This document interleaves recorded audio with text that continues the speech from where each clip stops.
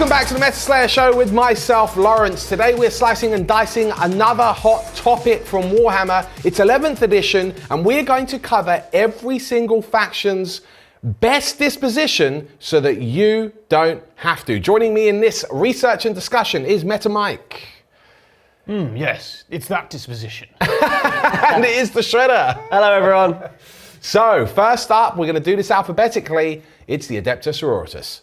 So before we dive right into the sisters, let's establish some ground rules. We've based all of this research from the 40k Stats website, which is run by Tabletop Battles. They have event results from all over the globe, and there are lots of results coming in, even as of filming this, from 11th edition events. So we've got a good pool of information to build from. But ground rule wise, what we want to do is look at the best detachments or the competitive builds which are currently in the meta, what dispositions they have access to, and then we can actually look at some of the results and determine what we think the best disposition on average will be for you to build your army with. Exactly. So let's kick off with the sisters. We have a very interesting list: Sacred Champions and Bringers of Flame. Sacred Champions is arguably the go-to bolt-on detachment for Adeptus Sororitas. Is that fair to say? Yeah. We've got another example that's very, very indicative of how powerful Sacred Champions is. What is interesting is Sacred Champions is the go-to, right? Right. Sacred Champions is take and hold Yep. as a disposition. Now, Bringers of Flame is priority assets. Right. This list, they've chosen priority assets. They have. Okay. Now, Sacred Champions, for those of you which aren't familiar, basically buffs your sacrosancts up massively, enabling them to hit better. It's only the 1 DP as well, which is really nice.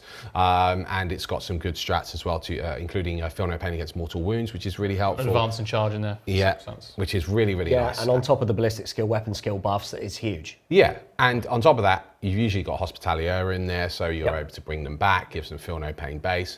They become a really nasty brick, assuming you are running the big brick of 10.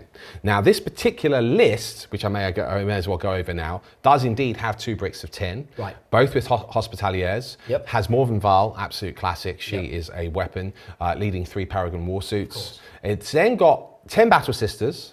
It's then also got 2 units of 10 Dominions, but they are split up across 3 Immolators. Right. That's so 6 units. Yeah. Now, the Immolators, because of Dominions and them being a dedicated transport, will get Scout, if my understanding is correct. Yeah, that's right. So that enables them to push mid-board effectively right away, which is where your plethora of objectives are and where you want to start doing your actions for a lot of the priority assets missions, because he has chosen priority assets as a disposition. Right. It's also got 3 castigators, so you've got that covering fire and support.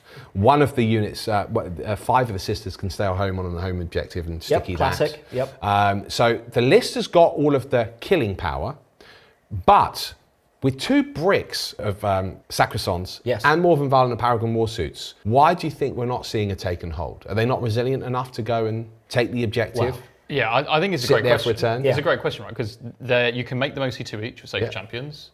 Morven Val can protect with like heroic interventions and stop people from holding those objectives. You also have Battle Sister squads that are OC2 per model. You can send them to take an objective for any of those missions that give you points for just taking one at the end of your turn. So you'd think, well, why isn't that a viable option? And having looked through the deck, because we've gone through all of the actual missions, guys, there's a lot of missions where actually to get points, you need to hold multiple No Man's Land objectives through your opponent's turn. And as we all know, even Sacrosants are only 1 wound each at toughness 3. It's a 3-up save, 4-up invuln, 5-up Feel No Pain. And there are units in the game, especially with how shooting now is not affected, the AP is not affected, that can shred that unit even with the durability it's got. Right. So reliably you can hold 1 objective. Right. But unfortunately, not multiple. Not multiple, and not for enough of the game to get all of the points you need to win. You need that durability with take and hold, right? Well, that's it. And what we're seeing actually in a lot of the lists, if not all of the top lists, is a minimum of 20 Sacrosants with Hospitallers in both of them, right? And I think what this speaks to is the fact that regardless of your disposition pick, sisters need things that can hold objectives that are not their home objectives to stand a chance in the current meta and the game. So regardless of whether you're trying to play take and hold or not, you already need to invest in those bricks just to have any staying power whatsoever. So if you're then playing a disposition that wants you to have maximum staying power at all costs, you've only got 1 more unit to add and then you've run out. right? And yes, we have seen 30 Sacrosancts as a common pick, but that's arguably not 100% the right way to go. We'll have a look at a list in a minute that, you know, maybe opens that up. But I think what you actually want to do, and this is what we're leaning into with the best disposition here, is look at, well, they're playing priority assets and they're playing them for a reason, right? Because they've got lots of multiple small units. They've got lots of activations, which is great for flipping objectives, doing the action, and we know in priority assets there's only one action on one unit per turn, sorted. And it's got a lot of output. You've got a triple castigator in that list. So you've got Morven Val and the Paragon Warsuits. As some of you may on YouTube have already seen what Michael did to me when I ran the Demons recently. You know, she absolutely slaps. So you need a lot of hammers, you need some anvils, and then you've got the whole rest of your list to play multiple small units. And I think if you're going to play a priority assets list across the board, that's probably the trend we're going to see. So this is where the list design works really well, I think. And I think as priority assets, it's really good. So we're going to look at one more. Yes. Because this list actually does use Purge the Foe. It is, of course, Sacred Champions again, because as we can all agree, it is the ultimate plugin. But Penitent Host is the other detachment, which does unlock Purge the Foe, which is what they're running. Morven Val, also Paragon Warsuits, Astrid Thurga and Agatha Dolan, a Hospitalier with 10 Sacrosancts, classic. And then we have a Canoness attached, another Hospitalier, another 10 Sacrosancts. Then you have Junith, another Hospitalier, another block of 10 Sacrosancts. They've done the full 30 They've with gone multiple for the characters. 30, and then this is where the Penitent stuff starts coming in. They get a Repentia squad of 10. They get Triumph of St. Catherine. That's an interesting one. I think it it's has for the the Miracle Penitent Dice key- generation, I would suspect. Yeah, but it doesn't have the Penitent keyword or anything, does it? No, it doesn't, no. You don't see the Triumph from St. Catherine that often. A huge amount, but what it's good for is castling. Yeah. And actually you can castle with those Sacrosancts and the Triumph. Yeah. And you have this blob that's incredibly difficult to deal with. Right. And will kill most of the things in its way. What's It's also really cool. It's also Yeah. very Got a cool. huge shrine, all these Sacrosancts around it. It's very cool. What's really telling about this build though, Yeah. and this is done very well at a time, I think it's even one, is that there's only one Penitent unit in there. Right. Yeah, so That's they're not it. actually and they've playing taken an Penitent entire Host. 2 detachment point detachment Yeah. that has 5 stratagems that specifically only affect Penitent units. Right. Just to get Purge the Foe. Yeah. Really interesting. I mean, it's worked. Yeah, it has worked. Yeah. And it's such a solid bricky list. Yeah, there's no Penitent. That the kill more in Meat Grinder, which is that Purge Foe versus Purge the Yeah. Foe, actually kind of works in the Sisters' favour. Yes. Which is a weird thing to Yes. say because you would have thought in a traditional Sisters build, Well, they're all it's big a lot of Brits. MSU. Yeah. So Yeah. into the mirror, on Purge the Foe, it's absolutely awful usually. But actually, as you're rightly pointing out, having so few units and having them be so resilient and them castling, you suspect, they're not interested in the stratagems at that point. No. They're taking all the buffs to the Sacrosancts, they're castling up and they're playing a Purge the Foe playstyle, which actually, up until recently, we saw with a lot of the 1DP Purge builds, is people were just slotting one in that was irrelevant to their build, just to unlock Purge for the thing they wanted to take.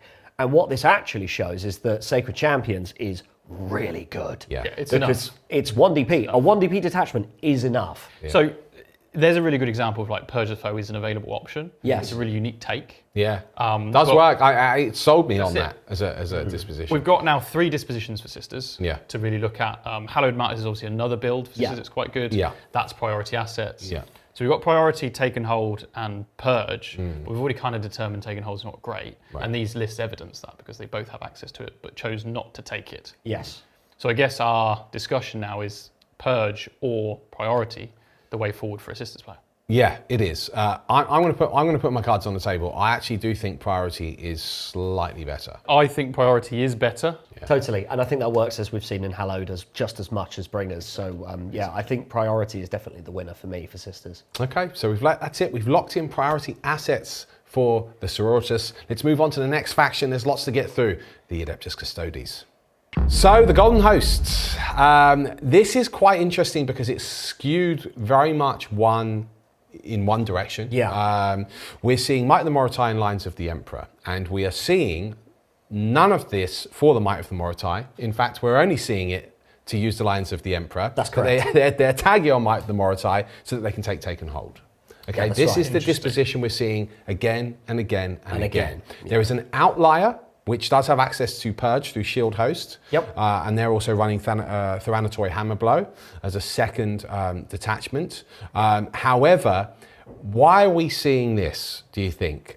Specific, and these are post the changes in the MFM. That's right. So this is current information. Why are we seeing Custodes literally taking Might of the Morotai with almost, in most of these lists, no dreads whatsoever?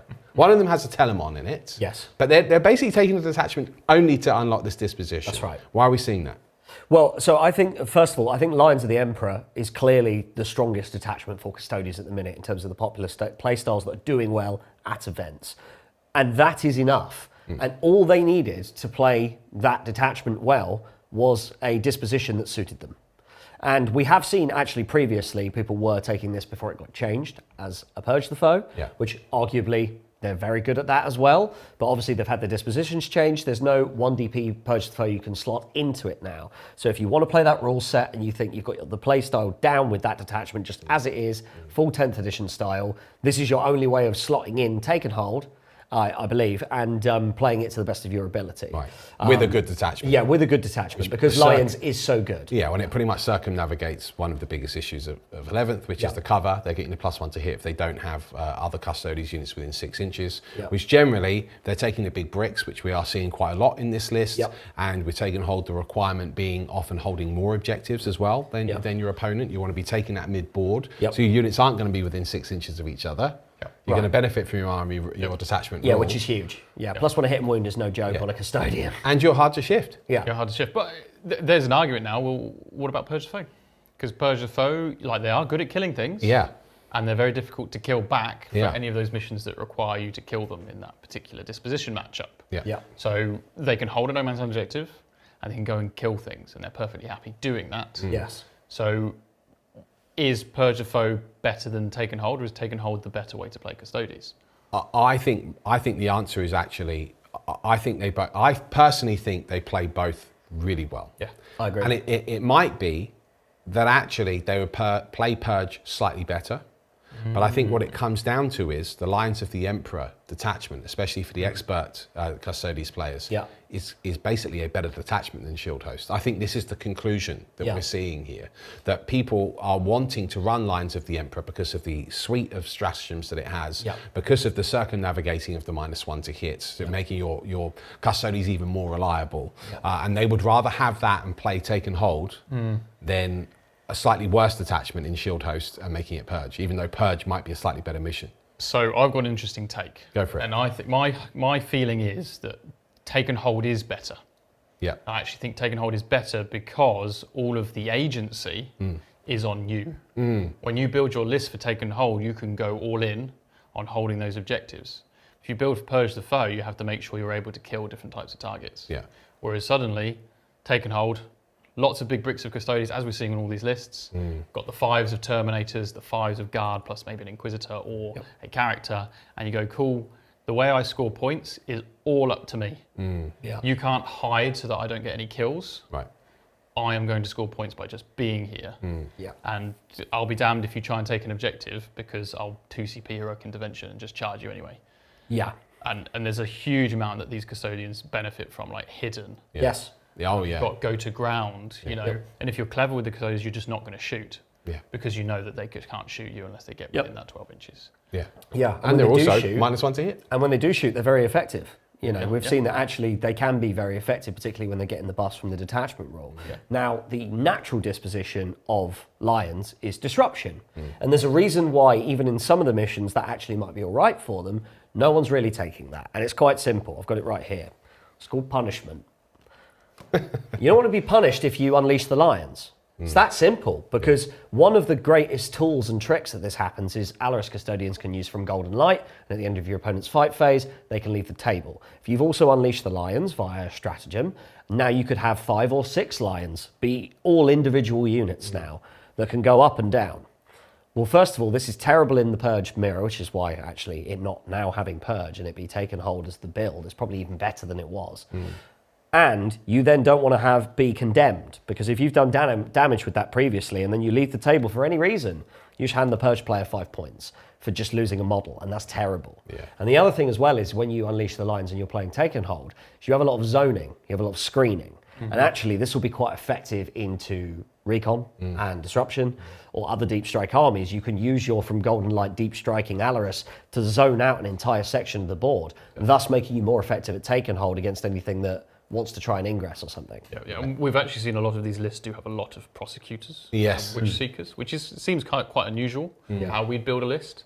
And I think part of that is the screening. Yeah. Because as you move forward onto those 3 objectives in the middle of the board, or 4 depending on the mission, you now have this wave of sisters behind just holding everything. Yeah. Pinning it down, screening out any of the deep strikes, whilst you continue to just freely generate points in the middle objective, unless your opponent can somehow crack your Custodes army. Yeah, which is those really golden eggs. Tough. Golden eggs, really tough. And one last thing on the Shield Host, actually, because I do think if you're going to play Purge as a Custodes player, Purge is definitely the second best. Right. Because I think we've already alluded to Take and Hold is definitely the better play. Right. But if you're going to play Purge, I think Shield Host is 1, the only way to do it, and 2, the best attachment for it anyway, because you're going to get your crit 5 or your extra AP, and then the common units we're seeing is a lot of Praetors. We're seeing this supplemented with the Hammer Blow, so the Alaris Terminator detachment where you can get extra shots on all of the Alaris Custodes. We're seeing a lot of Venatari, which obviously can ingress for free, including another ingress, and then absolutely go wham something with crit 5. Like really, really killy, dangerous units are what you're going to see in that list. And I still think that's super viable, but I think the mainstay build that you're going to see is probably Lion supplemented with Might of the Moritoi, which in a way, from a design perspective, is a shame because we're seeing no walkers in a walker detachment, which implies there is a bit of a problem there. Yeah, but if we're talking strictly like what's the strongest, what's the strongest take? That seems to be the strongest take. Yeah. Really interesting. I mean, look, assuming GW don't now swipe Take and Hold out from the Might of the Moritoi, or introduce something like you have to take at least 1 unit of that detachment type to unlock that detachment. Right. This will probably remain the go-to with Custodes. It sounds like we're all unanimous on this, that Take and Hold is the best disposition for them currently. For sure. All right. It's the Adeptus Mechanicus, an army which has ultimately been in a very strong place since 9th edition at this point, I would argue. Perhaps not seen that often, maybe due to the monetary investment on making a really good Admech army, be it chickens or just spam with everything else. But we are seeing, again, another theme here. Okay, so Lords of the Forge is coming up regularly. It's only 1 DP. One of the highlights that the detachment unlocks is being able to remain hidden with a unit that shoots. On a 2+, which is very strong. Which is very strong. It also buffs up all of the Tech Priests as well, which is quite nice. And then we're also seeing a little bit of extra variety, either combining it with a Cohort Cybernetica or Radzone Core. And we've seen 1 list which is unlocking Purge in the Eradication Cohort, which is the 3 DP detachment. So both the other lists are running priority assets. Yeah, and I think, so you get this with Lords of the Forge, right? So we've seen priority is probably quite good for Admech. Again, we've got lots of MSU in most lists, lots of scoring assets. You've got some fast movers with your Terexes and stuff like that. All your battle line that scouts, you know, that wants to sit in and amongst your killy things. So I think that they're set up naturally to do quite well with that. And then when you also have ways and means through stratagem support and so on to still be able to shoot an action and things like that, suddenly it's like, oh, wow, now my actually really effective killing unit can just touch the objective, secure the asset, for example, and still obliterate the opponent. And if it's led by a Tech Priest on 2+, it's still hidden. Yeah, which is pretty nasty. There's a lot of action support actually, because you also have this Servitor Battle Clade. Yes. Been cropping up a lot. Yes. And this unit can advance an action. So there's got action buffs from that, and then action buffs from the Lords of the Forge. And then also there's a Tech Priest in the Servitor Battle Clade, probably not intentional, but that Tech Priest will get a 4-up input and a 5-up point of pain from being in Lords of the Forge, and all of the Tech Priest actions will work on that unit as well. And you can also remain hidden and still fire their plethora of guns, which individually might not be much, but altogether is enough to get rid of chaff units very easily. So you've got an army that is almost always going to be hidden, but can still output big damage. And then you've got a supporting flotilla of guns. Yeah. Disintegrators everywhere. Yeah. Scorpius disintegrators. Yeah, we've seen quite a few lists with 3 of those disintegrators in. Yep. We have seen a chicken spam list as well, but yeah, you're right. 2. So I mean, in this particular list, it's come forth. It is running Cybernetica and Lords of the Forge. It does have 2 of those Battleclade units in it. It does just 1 disintegrator in here, but I think because they're really leaning into the priority assets, you've got Infiltrators, 2 Battleclades. Yep. There's a Dune Crawler, 2 units of 10 Rangers. They can do all of the sticky. In every list, I've basically seen Cool and Thulia Gould. Just their powers, like Primarch level powers, they are very powerful. Right. You can't leave home without them, I think, if you want the output in certain builds. Yeah. This guy's also got 2 units of Fusiliers with Tech Priest Manipulus and Marshals, basically las cannons that can shoot and remain hidden. Which is crazy. It's really just kind of wild, crazy. and then a big brick of robots to benefit from the cohort Cybernetica. Really cool. I think it's also worth talking about that other build, that Purge the Foe build. Yeah. Yes. Currently, the disposition we've got in the lead, seemingly massively, is priority assets. Yeah. Is that Purge the Foe, and that list build is so brutally efficient. Yeah. Yes. It's 5 shooty chickens. That's right. Yep. 6 laser chickens. Yep. 3 disintegrators. Yep. Yes. And I think some other bits. Of course, Yeah, call in 10 there, yeah, obviously, to give the re-rolls as well. There's 10 Infiltrators, 10 Rangers, 1 Dune Rider as a transport, possibly for the Rangers. Possibly, yeah. Thulia Gould and Belisarius Call. Basically on a partridge in a pear tree. It's Yeah. it's there to just kill you, and also it's quite resilient because the breakpoint on those chickens is just one of those units which is They're really kind of just take a frustrating. little bit more than you think you need to actually deal with them, which is great in the mirror matchup for things like Purge. So Yeah, totally. So that's been really, really strong. And actually, another thing in Lords of the Forge that we have been seeing is Radzone Core has been making a bit of a comeback. Yeah, my goodness. So with the changes to Battle Shock now, what used to be a rule that was a bit mid is actually quite strong now. Because if you're going to take the mortals on the 3-up, because your entire deployment zone gets bombarded by the Admech player at the start of the game. And you either take the mortals, or you go, you stand firm and you take the mortals. If you duck for cover, it's like, cool, now I have to retest for Battle Shock in my first turn. You're instantly or in the second turn. Automatically, no test required. Yeah, in fact, there you go. So, and you might still take mortals on a 5-up. And you might still take the mortals. Right. So you're basically just getting a free bombardment of your opponent. Yeah. It's not nice. And in the second battle round onwards, if you still hang around in your deployment zone, you suffer fallout, and you get mortals on a 3-up, taking a Battle Shock test, etc. So, we are seeing that Radzone is actually making a bit of a comeback. So it's forcing your opponent to come out of their deployment zone, get up in your grill, and then get in front of all your really killy stuff. With Lords of the Forge and all the buffs we've just been talking about, it's like, great.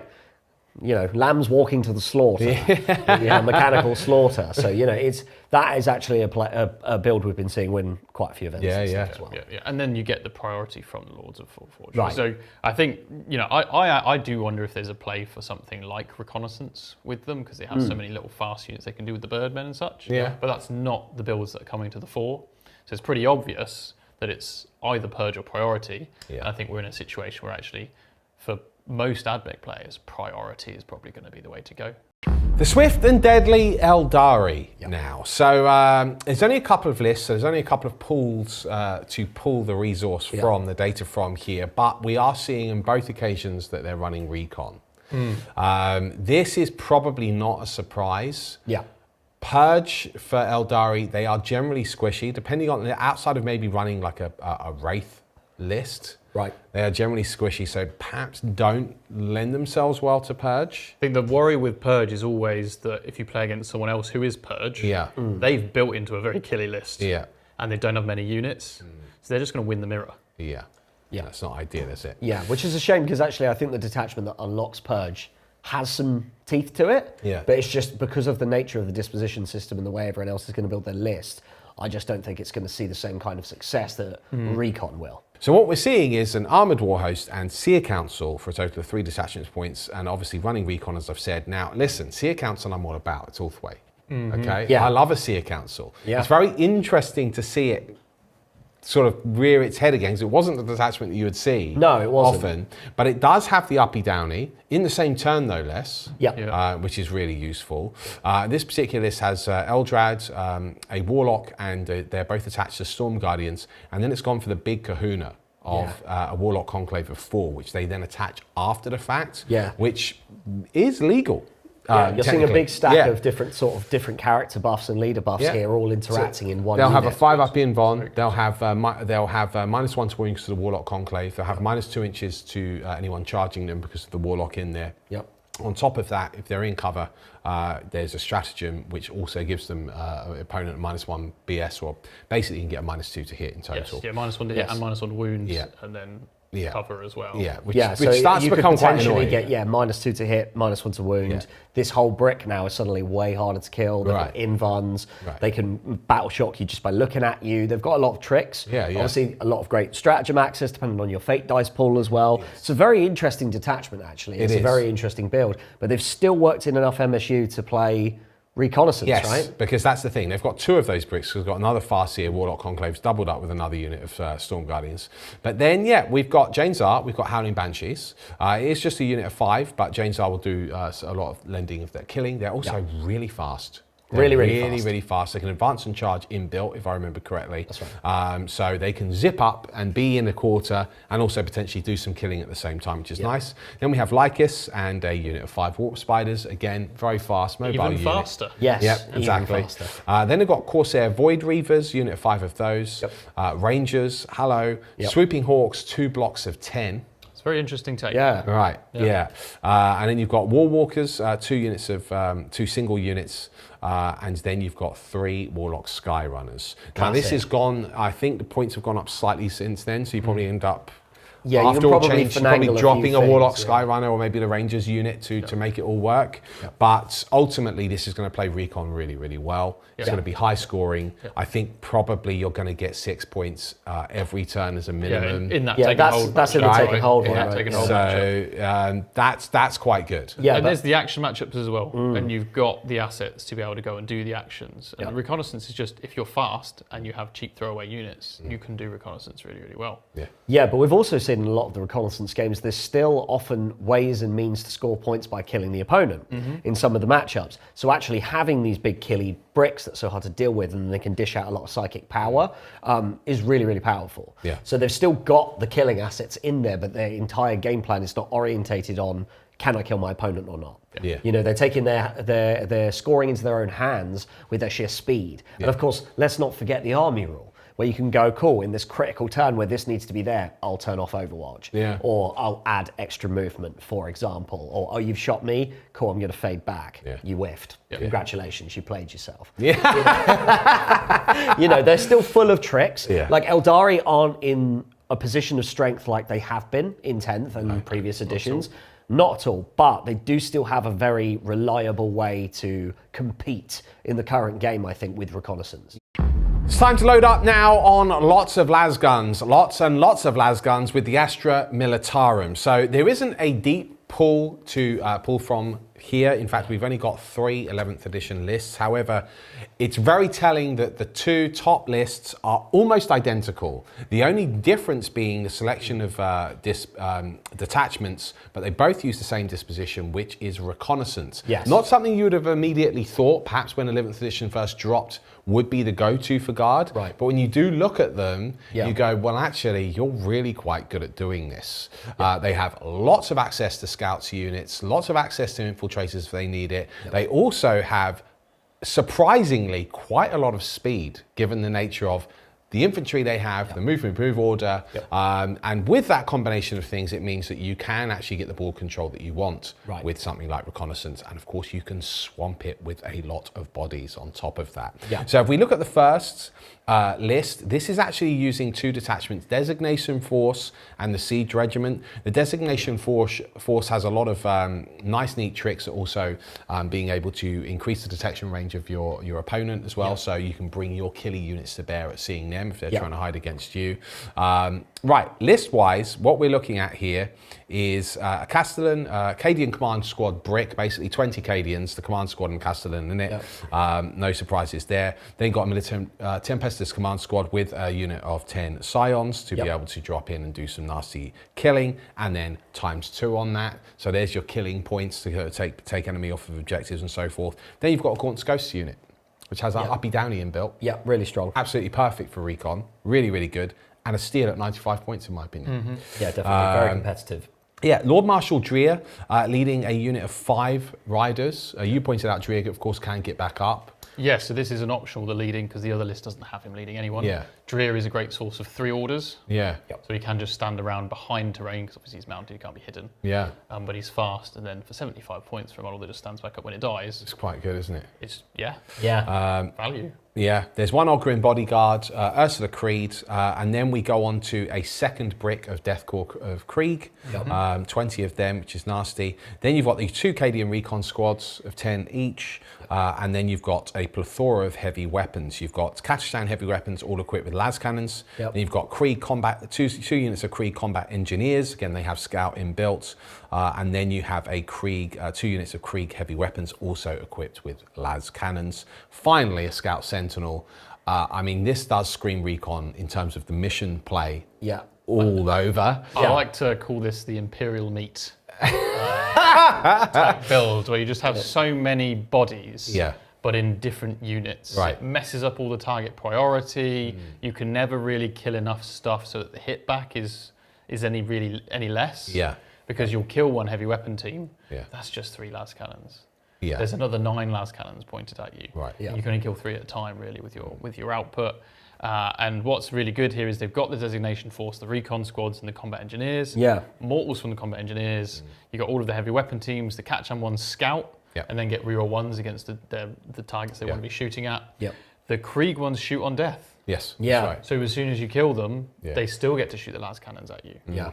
And all of it, of course, in this build, you can give cover with the stealth bombardment, or you can strip cover from your opponent with the incendiary bombardment. Yes. And Which there's is super powerful. a really cheeky strat in there for a character unit to reroll all of its hits within 12 inches. Yeah, which you're saying we've got on the Scions. Scions. Yeah, That's really, really cool. I also think that this is a classic, like very well crafted competitive list in that you can sort of stage your reactions. So like, you know, with the deep striking units of the Scions, you can wait for your opponent to play some of those things. You can then ingress, or you can wait for your turn and delete those. You're trading really efficiently. None of your units are too screamingly expensive, so you trade up really well. I think, you know, Scions of classically you tend to kill more than you pay for them. That's probably still true with the way that this would be played, and you'll be scoring highly every turn. Yes. Plus, you're really quite annoying to get rid of. Now, I know you prefer this list to the other one. I'm not going to go through the other list because it is almost identical, guys, in terms of the unit selection. But they have gone for the recon element detachment. Now, I quite like this because you're basically always in cover. Yeah. And it's always -1 to hit. It's a classic 3DP, but with reconnaissance inbuilt, it's reconnaissance element. Yeah. It does what it says on the tin. You get cover everywhere. Well, then you get a bonus to your armor save if you're actually in cover. Right, and then if you... It's really annoying. If you stacked that with take cover as your order, you're getting +2 to your armor save on like loads of 20 guardsmen. Yeah, this is insane. That is oppressive. It's annoying. Yeah, it's really difficult to get out. Board control as well. Yeah. It's interesting to see the shift from 10th to 11th, because obviously recon element was very competitive in 10th. Yeah. But actually the coherency changed for that 9 inches for the big bricks. Yeah. Otherwise, without that change, I think we'd have just seen more 20s. Yes. But instead of those, they've gone for the recon squads, they've gone for all the heavy weapon teams, and all this ability to spread out. What I think is very interesting is that recon has, at least for me from a competitive standpoint, seemed like a good answer to deal with the most common disposition builds. Yes. And I think because these two are very experienced and good players, they recognise that actually recon gives you an avenue to scoring that doesn't matter, doesn't care about what your opponent's got. Right. Yeah. And because you're a good player, you're able to leverage that. And recon allows you to do so and score no matter what, and in these cases win these games. Yeah. Because you can just be in positions on the board and win. Yeah.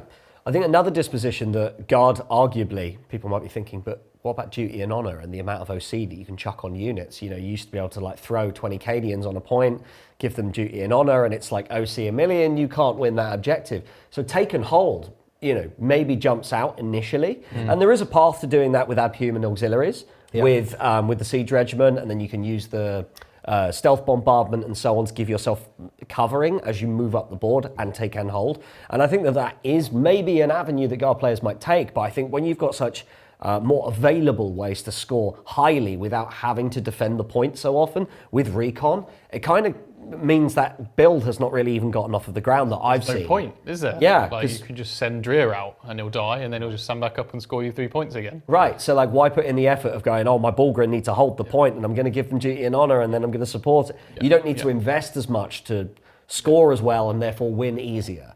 And I think overall, if you're playing Guard in a playstyle where you wanted to just fire all the big guns, which typically was how a lot of people like to play them in 10th, we've seen that actually from the win rates and event results, for the most part, Guard haven't been in a fantastic place at all. So these avenues have been the only way to play well. Exactly, like Purge is hampered by cover because the army hits on 4s. Priority, it could work for Guard, absolutely could work because you've got the units to do the actions, but Reconnaissance is just so much better. Yeah. For sure. Yeah, if you had a Catachan themed force, or a Gaunt's Ghost themed force, Tanith themed force, you can say, well, I was always into this. And if you haven't, well, now you are. So we're going to move straight on to the Black Templars next. The Crusade is eternal, brethren. So we are going into the Black Crusade here, and well, it's going to be interesting because there's only one list. There's only one list that's placed at an event. It is second place.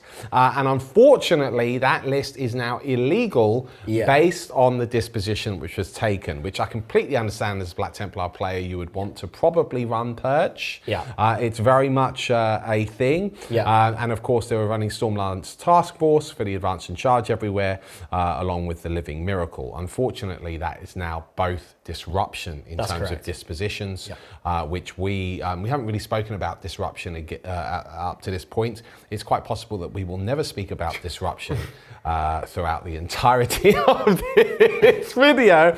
But look, based on that, there's not too much point going over this list because it was obviously geared towards something which no longer works. But there are some build ideas that you have specifically, and you have some opinions on as well, which we think will work and will be a go-to for Black Templars. Yeah, so traditionally in 10th edition, we would often see, because the Black Templars detachments, unfortunately, are not fantastic, a lot of Black Gladius, as I called it. The Black Sword is very Ultramarine shaped, because actually, the doctrines and so on from Gladius on Templars was actually just objectively very good. And sometimes you'd see a bit of Stormlance as well, because of, you've already mentioned the advance and charge, fallback and charge and stuff. You're never using normal stratagems here, guys. You're just sticking to your core strats, bit of grenade, bit of heroic intervention, maybe a counter-offensive, fill your boots. And obviously in Gladius, you'd have things like only in duty. You know what I mean? Fight on death, all that stuff. These builds are arguably still somewhat accessible, but I don't think they're going to be the top picks, if I'm honest with you. And we do still, as Black Templar specific detachments, have access to a Purge, because Godhammer has moved from Disruption to Purge. And Godhammer has seen some play and is an all right detachment. It's very thematic. Is it as good as the actual probable top pick for Black Templars? I don't think so, which is a bit sucky. I think we've got a really cool flavoured army rule now with the vows rather than Oath of the Moment. I'd really like to see this across all Space Marine armies personally, but that's a design conversation. In terms of the strongest build and therefore disposition with very limited access to Purge, I think you're probably building into Take and Hold, Mike. Yeah, I think so. So if you want to try Purge, maybe there is an avenue people will explore where they'll go, I'll take Godhammer, and I'll take a one detachment point detachment that actually gives me some buffs, and we'll give Purge a go. What would that other detachment be? But, I don't you know, could take the Marshal's Household or the for priority one. assets, or the Chaplain one is quite good. That's Take and Hold. Yeah, but I think what realistically we're going to look at is Take and Hold. So I've seen a list in play that is very, very strongly built into Take and Hold, and I can see why it did well. I played it at 2 wins now into this third round. And it was essentially the Ancients detachment combined with the Chaplains detachment. And your Crusader squads are great for Take and Hold. You've got OC2 on everybody. You've got a surge move, so if someone comes close to you, they're going to have to deal with the fact they'll get tied up in combat if they can't kill all of you. And then you have an Ancient in there, so the unit's now -1 to be wounded if the strength's higher than the toughness. Which is really nice. You have a Chaplain in there, so that you are now able to have a 5-up invuln against all shooting. Yep. Which is fantastic. And then obviously you get the buffs from the Chaplain. That could be an Execrator for advance and charge. It could be Grimaldus for reroll all of your hits and +1 toughness. Again, quite resilient. So significant, right? Now the build that I saw on the list that I really liked was 2 of those with Crusade Ancients in each one, so they fight on death on 4s. So even if you do charge them, you've got problems. Yep. And then a brick of 10 Assault Terminators with an Ancient and a Captain. That's big. And that is all in Yeah. on OC. It's still super themed. Yeah. And it's going to hold those objectives to your own terms. Right. Yes. Right? There are also ways and means to make those ancients give you like a 3-up fight on death as well, or you can give that unit just stealth all the time. And Yeah, things you like give it that. a can be minus one to effective hit. -2, right, if you're in cover. So you can give which them is -1 to hit. really nasty. And then, it becomes a real problem. You can also stand back up with ancients. Yes. Obviously, as per FAQs, there'll be a different unit when they do it, but you at least can then hold on to objectives that perhaps you would have lost if you'd have died. Yeah. So I think that is probably the avenue you'd see them go. Yeah. And because of because Crusader squads are both iconic and like a main unit. Yes. And then you've got chaplains that can buff them, get these big squads. That's the avenue I would explore for Black Templars.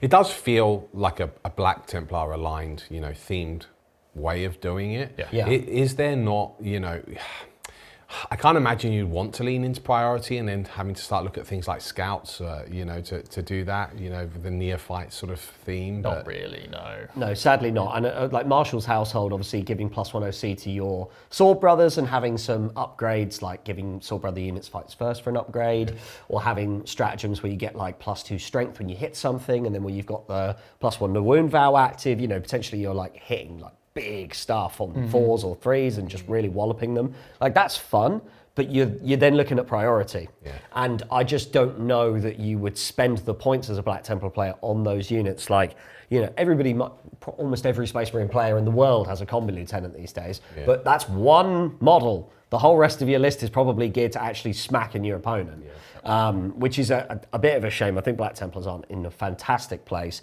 but I think based on what's currently available to them, I tend to agree with Mike. I think the Crusader bricks is probably the best way to go for now. This may change with a codex or maybe some points buffs in the future. I agree, and I think ultimately I'm always a big fan of if you can align the theme of your army, how you probably actually want to play your army with what actually works for you in the game. That's always going to be a win in my opinion. So okay, let's move on to some other very, very angry boys, the Blood Angels. The Blood Angels, my favourite chapter, full stop, outside of the Grey Knights. Same. Okay, my favourite heresy chapter. What? He said What? same after bad-mouthing them recently. Yes, lies! Lies! You said they're annoying! Yep. All right, Mr. Salamander. So, what we've got, there's only a few lists available. They are, predictable in the outcome. Angelic Inheritors became priority assets with 11th. Yeah. So that was definitely one of the go-to detachments. Yep. It was probably my favourite up until it became priority. Yep. We are now back on to Liberator Assault Group, or as I like to call it, the World Eater Classic detachments. Yeah. It's your basic Blood Angels. You're getting your bonus for the charge on your attacks and your strength, which is really good, and it's got a good suite of strats. Yes, it does. This list, which has placed well, is running just that. You've got Lamatis in it, you've got Death Company Marines with jump packs, block of 10. You then have another block of 10 Death Company Marines with jump packs and led by a captain with jump pack. You have a Sanguinary Priest with Blade Guard, block of 6. Assault Intercessor Squad, another Sanguinary Priest, a Chaplain. You then have a unit of 5 Intercessors, 2 units of 3 Aggressors. That's interesting. Very cheeky. They're super cheap and really buffed in the Liberator Assault Group as well when you get those charges off. Very hitty. An Outrider Squad. Again, another cheap but Yeah. fast unit. Sanguinary Guard unit of 3, single Scout Squad, Vanguard Veteran Squad unit of 5. This isn't exactly how I would build the list myself. But it is a really good list, and the reason all of these things work is because you've got Taken Hold. You've got 2 big, very aggressive bricks with the Death Company, which will first get you onto those objectives and remove the opponent from them. You then do have a prop. You're not particularly high OC. Well, the Assault Intercessors are. Yes, the Assault Intercessor, but not the Death Company. Not the Death Company. So what you'll probably see is the Blade Guard and the Assault Intercessors will be the holders, and as you say, you'll remove the opponent with the Death Company. The Sang Priests are coming out of the woodwork because of that 5-up Feel No Pain. Exactly. Absolutely mad. Especially on those Blade Guard. And now that you get that -1 to be hit in combat stance, they're going to be holding objectives pretty keenly. I've already played a game that you guys will see probably soon on demand for against the Blood Angels, and actually having that on the the relic shields and being -1 to hit. Yeah. It's nasty. Do you know, I think that's stronger than re-rolling ones on your invuns. I really do. It makes such a difference. Yeah. I think the way that this list is being played, Take and Hold, is very much a sort of counter-attack style list. Yeah. They're setting up, holding an objective in the middle and going, I've got 10 Death Company behind this unit. Yes. Yeah. You charge me, I heroically intervene, you die. Yeah. And by using that heroic intervention threat, they're constantly able to try and force the opponent to come to them and deal with the fact they can passively score points. You do have another list which is using Rage Curse Onslaught, so it's another 3 DP'er. Yeah, that's Purge as well. This is right? Purge. Yeah. Purge arguably still is a play. I mean, you would actually probably go Purge is the play that you always want with Blood Angels. It's just actually I think they do play Take and Hold really well. And I think Liberator is such a good detachment that that may actually edge it for me. Yeah. But Rage Curse Onslaught and playing a straight Purge list I think is a legit take, rather than holding the objectives. Yeah, well, it's a tough one. Yeah. And also your units probably die quicker than theirs. Yeah. Yeah. But at the same time, are they going to hold on to the objectives better than you? Well, all of my buffs kick in when I charge. Yeah. Right? That's the thing. All of my, and if they charge me, if I'm playing the counter game against them and they charge me, I do die. Yeah. Yes. So, you know. This is where Very concerning. Yeah. I think it's very telling that the only two really that we're talking about is Take and Hold and Purge. Yeah. Because Blood Angels is an army where you want to take bricks. Yeah. Yeah. And taking bricks means you don't want to do any of the recon stuff by being in different quarters with lots of little units. You don't want to do any actions with disruption because disruptions are sadly just not very good anyway. Yeah. And you don't want to do priority assets. You want to wholly focus on doing a thing and just do that thing. Right. It's an all-in army. It's an all-in army. And Purge the Foe requires you to be able to kill your opponent, which requires you to get to your opponent. Yep. Whereas Take and Hold requires you to get to the objectives, and there'll be some killing of your opponent that will happen at the time. Yeah. And thus, I think actually, weirdly, Take and Hold might be the best because it also is what Liberator is. And Liberator is probably the best way to play them. Yeah. I agree. I think Take and Hold will slightly edge it for those reasons. Yeah, I look, I am going to throw my hat into Liberator because Liberator is my go-to detachment outside of Angelic. Yep. But you know, there's about 40% of me which is with Rage Curse Onslaught, so it's a very close call. Anyway, that's Blood Angels. We're going to emerge from the warp next with the Chaos Demons. Now, you know how I mentioned earlier that we'll pretty much never talk about disruption? Yeah. I lied. Just like a demon. Completely lied, like All a right, demon. Arnie. All right, It's Arnie. because actually I didn't realise that they were running disruption with this, but we do, here's the thing, demons have quite a few flavours. Yeah, they do. And as a result, you can actually lean into a few different types of builds. This is a build which is pretty famous and has been doing the rounds. Sadly, has just recently been nerfed due to the Blood Crushers going up in points. Yep. However, it's interesting that it's disruption. We've just gone back through the disruption mission cards. I can see how it can work. Yeah. It's still not my favourite, but you also don't really have a choice. So the attachments here are Blood Legion and Cavalcade of Chaos to absolutely buff the Blood Crushers to the maximum ability. Yeah. The list that we have, this was a first place winning list as well. Skullmaster, big block of Blood Crushers, Karanak, Flesh Hounds, another Bloodthirster, 2 Rendmasters on Blood Thrones, another unit of 10 Bloodletters, and then you've got another 2 bricks of Blood Crushers. So you've gone for the full 18 here. 2 more units of Flesh Hounds and 2 Skull Cannons. So it's a very themed list. Yeah, you could argue, absolutely. right? Pure corn list. Love to see it. Pure corn has done the business. We all kind of agree that Purge weirdly might not actually be a great take for demons in general. Yeah, the killing power can be really badly stumped for demons, right. Especially if they try to kill things like knights. Right. Or some of these big bricks we're seeing with like the 10 Terminators or the 5 Custodian balls. Yeah. Like, they're really tough nuts to crack. Yeah. But actually what they do have a good mix of here is the ability to kill stuff. Right. But also be around the board. Yeah. Right. Disruption kind of needs that. Yes. And they're not the easiest units to kill either. No. So when you're in those matchups where your opponent gets points for killing you, 18 Blood Crushers, that very quickly can take over the board. Yeah. And they can fall back and charge. Fall back and charge. You've got the charged mortals. Surge if fast. someone moves within 8 inches of them, Yeah. which is crazy strong. Yeah. So Yeah. Fleshhounds are fantastic, uppy downy. Yeah, they're really good for scoring and doing like your disruption actions and things. In Yes. like the mission into Prio, for example, we've done quite a few times. Locate and deny. You can go out and deny the action, deny the points. There, we're just chucking out Fleshhounds. Karanak is quite choppy actually. He's got anti-character and stuff like he's that. all right. So he's a good little insertion piece.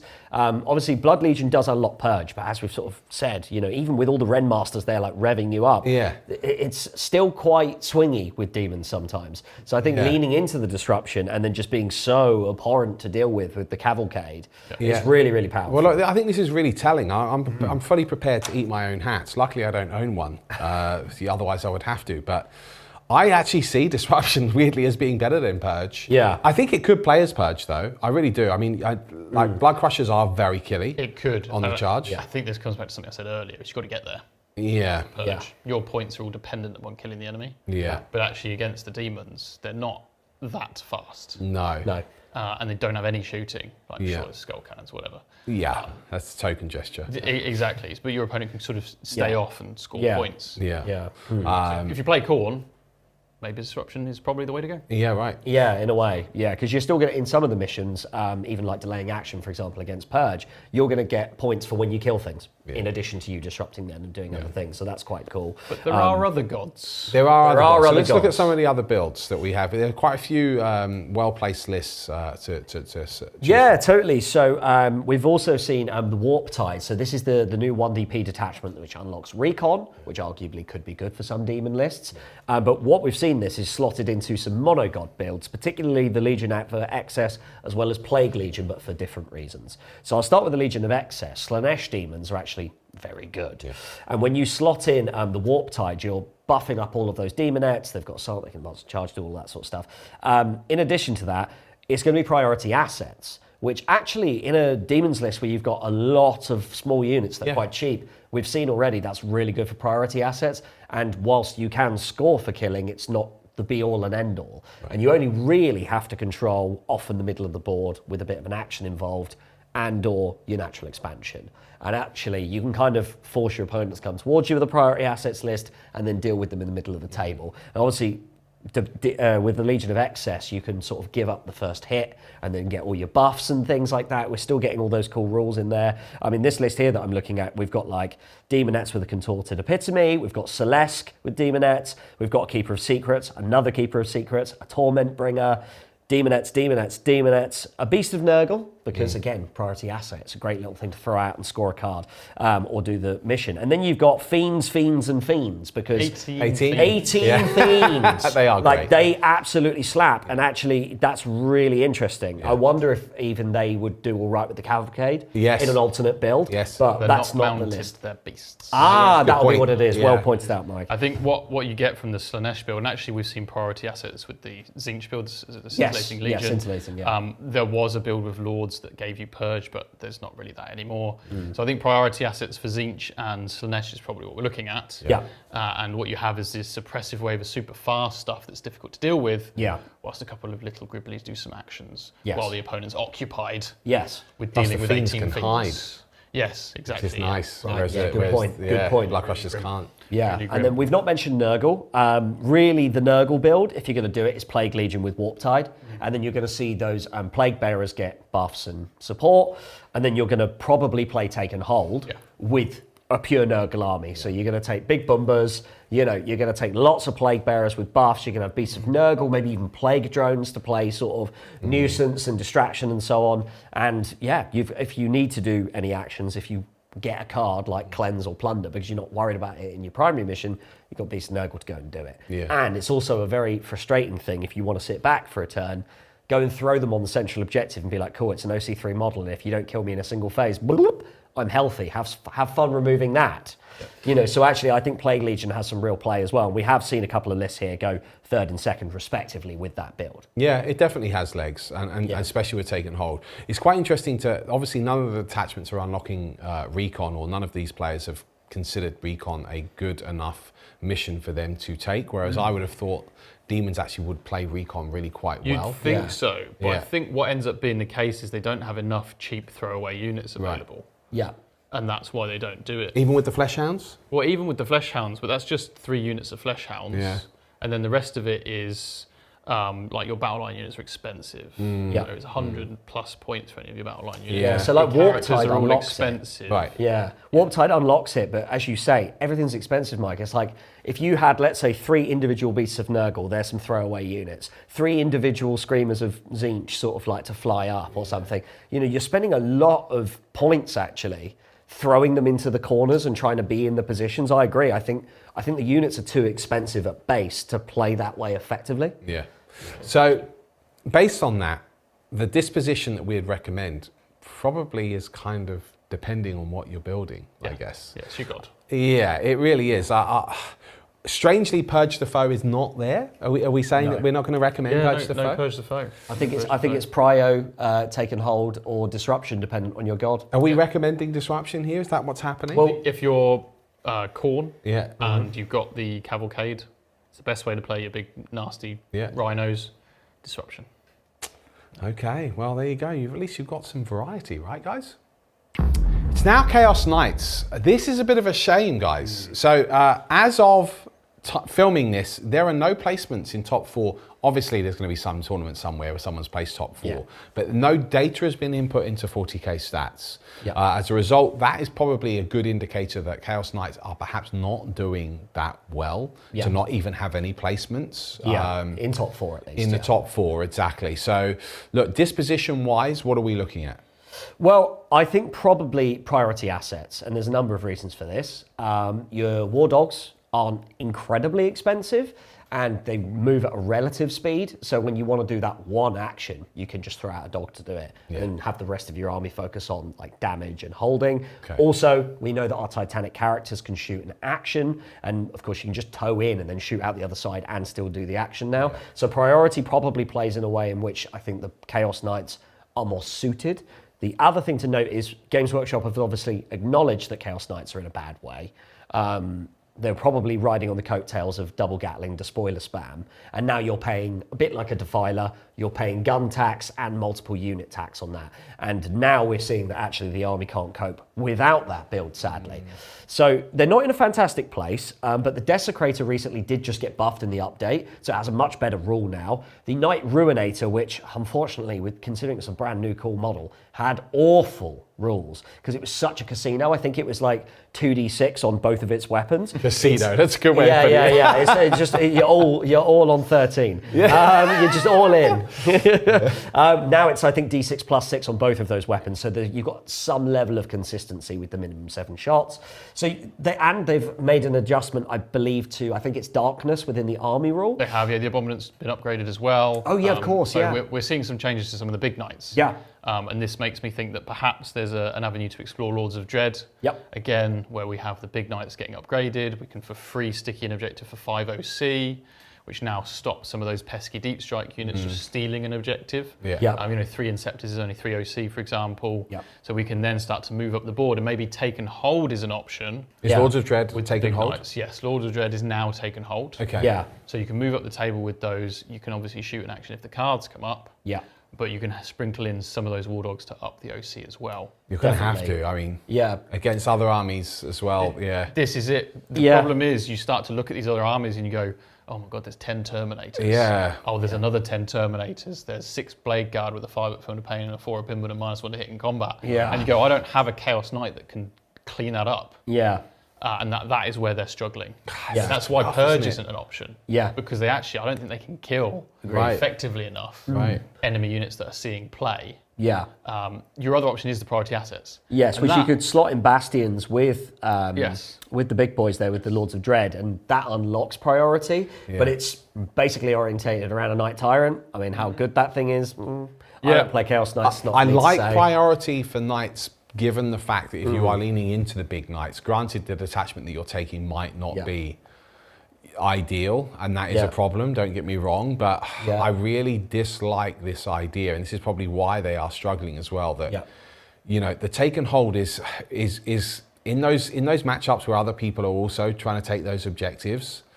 I think they out OC you way too often. It's a harsh and they can kill you as well. The problem is knights are killable, guys. You know, and the minute you lose a big knight or a couple of war dogs, you've lost so much OC.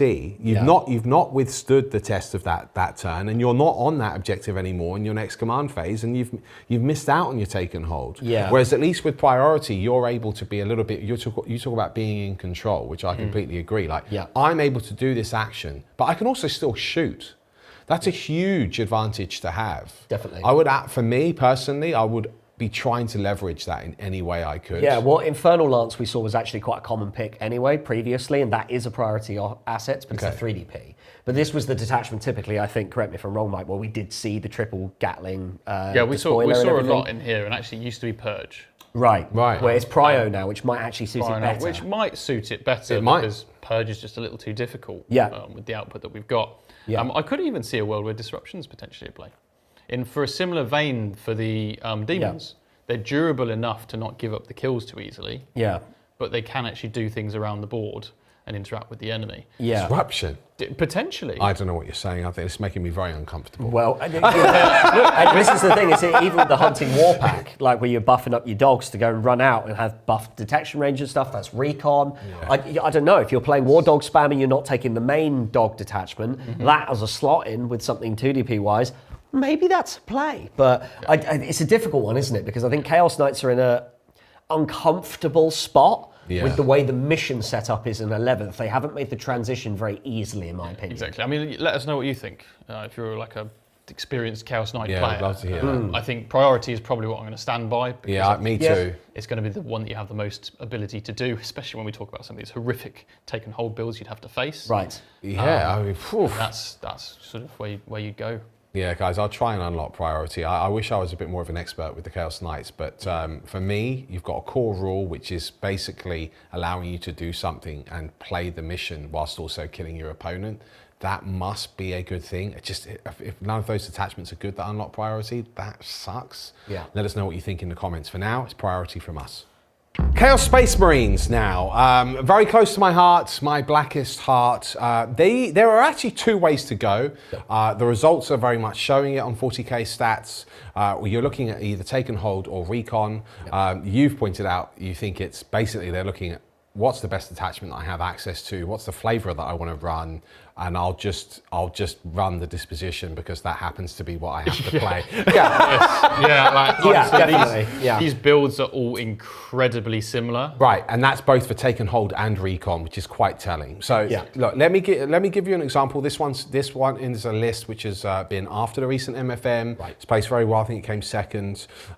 We are looking at take and hold here because we're running Cabal of Chaos and Fellhammer Siege Host. So this is the combo that we're seeing pretty much across the board with this. It's the Fellhammer Siege Host, which unlocks the take and hold for you. It's the -1 to wound against with the higher strength against your toughness, which is really nice. They have access to a feel no pain stratagem in there as well, which is particularly unpleasant in this build. And I do think that they actually do take and hold really well. So the classic is you get Huron Blackheart, you get the Masters and Maelstrom, and you get a Brick of Chosen.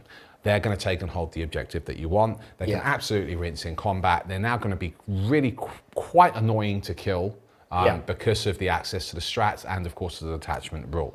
Yeah, not to mention Huron buffs their OC as well, which is big in take and hold, as we know. Yeah, it's already an unfortunate start, unless, of course, you're the Chaos player, in which case you're blessed by the Dark Gods. You then have Abaddon as a spoiler, and you have Vashtor. Vashtor Hammer, bong. Bong. And you know why you're taking Vashtor, don't you? We telegraphed that already, because you're taking 2 Defilers. That's right. That's right. Double Codex Defiler is still a thing. Double Defiler is still pretty much everywhere, despite the points hikes, because Vashtor, again, you pointed this out, he's increasing the strength of these guys anyway. You don't need las cannons. You can take the slightly cheaper Defilers still, okay? And with all of the Excruciator cannons, the Ectoplasma Destructor, the Heavy Reaper Autocannon, these guys kick out serious death.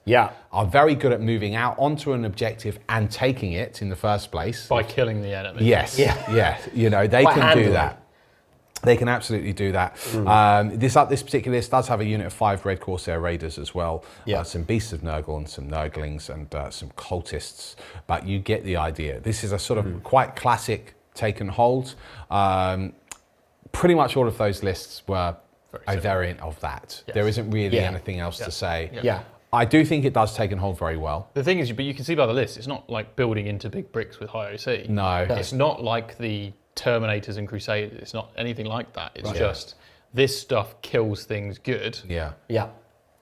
And by killing them, I'll have taken and hold stuff. Yeah. Like Yeah. deal with the Defilers, rerolling all their hits. Yeah. The Cabal of Sorcerer's detachment. Yeah. Extract to heal the Defiler Heal as the well. Defilers. You can heal Vashtor. Good. So that's that situation. We've then got Renegade Raiders. Yeah. Right. And the lists are very similar, but I think there's basically one change. Yeah. Which is Noise Marines are in there. Yeah, noise. You usually get 2 units of Noise Marines. You often have a double Defiler. But obviously, the Noise Marines are amazing with the Ignore cover. They get the extra AP shooting with Renegade Raiders on enemy units and objectives. Yeah. It is a recon that they're unlocking here. So you are starting to see then a couple of units of bikes, which are super cheap for Chaos. Yeah. Very good. Sometimes some Raptors put in there. But again... I mean, I don't know which build is better per se. I think they're actually quite similar. Yeah. They will probably score you a similar amount of points, so it will come down to the flavour. But the reality is, it's going to be Codex Defiler until something changes, because what they're doing is going right. Well, rather than trying to interact specifically with the primary mission, I'm going to stop you by just killing you. Yeah. Yeah. And then I will just be able to do the bare minimum of whatever my primary Which mission has always been a completely valid tactic in every version of Warhammer anyway. You know, like, I don't need to score my secondary cards if I just table my opponent. But you know, is and that they a are bad thing? a very killy army. Yeah, I mean, they are Chaos. They're Chaos Space Marines. Is that a bad thing? No. I mean, Plays like Chaos, in my opinion. Right. in the end, I guess the difference between the two detachments, one's very defensive. You Fellhammer Siege Host. Yeah. Yeah. So you can win that game that's a bit closer. You need a bit more of a defensive buff. Yeah. And then the other one is quite an aggressive one. It's all about the damage and the AP and stuff Yeah. with Renegade Raiders. Your assault on the army, for example. Right. So basically, what you want to decide, if you want the best possible army for your Chaos Space Marines, is which detachment suits you best. Yeah. And then the disposition that suits Chaos Space Marines best is probably going to be take and hold. Yeah. Because you kill stuff real good. Yeah. So you can have that unit, Huron, whether you don't like Huron maybe and you just have like a higher OC Legionary unit, or you chose on an objective, and then the rest of the army pushes out aggressively, and your opponent's trying to deal with it, whilst you still generate the points from scoring. Yeah, your totally. objectives. And the thing is even if that common build that we're seeing across both of those had access to Purge, that would be very powerful, probably in a Purge matchup, but that's probably the reason why it doesn't have access to it. If they had Purge, these guys would be playing Purge. Yeah. Yeah, well, that's what I'm saying, but I wonder if, like, And that's why GW have decided not to give them it. Yes. Yeah. I mean, it would have been a toss-up, I think, in my mind, which one would have been better. But I agree with you. They've probably done that for a reason. Yes. And unless you're playing Creations of Bile, you're not purging the foe. Right. So Yeah. So what are we saying now? We split down the middle. Do you still favour taking hold slightly over the recon? I think you take the take and hold. Yeah. Because on average, most of your builds will lean better into it. Okay. And you've got the damage to deal with it. But recon, you don't have enough cheap units to go and score the stuff.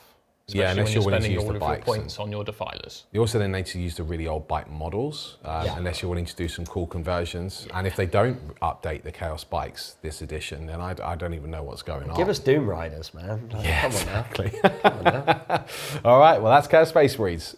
Speed of the Raven now. Very appropriate for the Dark Angels because there is a theme that is emerging, and Recon is the top of that theme with the Dark Flight Pursuit. Oh, yeah. You also combine that with the company of Hunters. Let's go over to a first place winning list, shall we?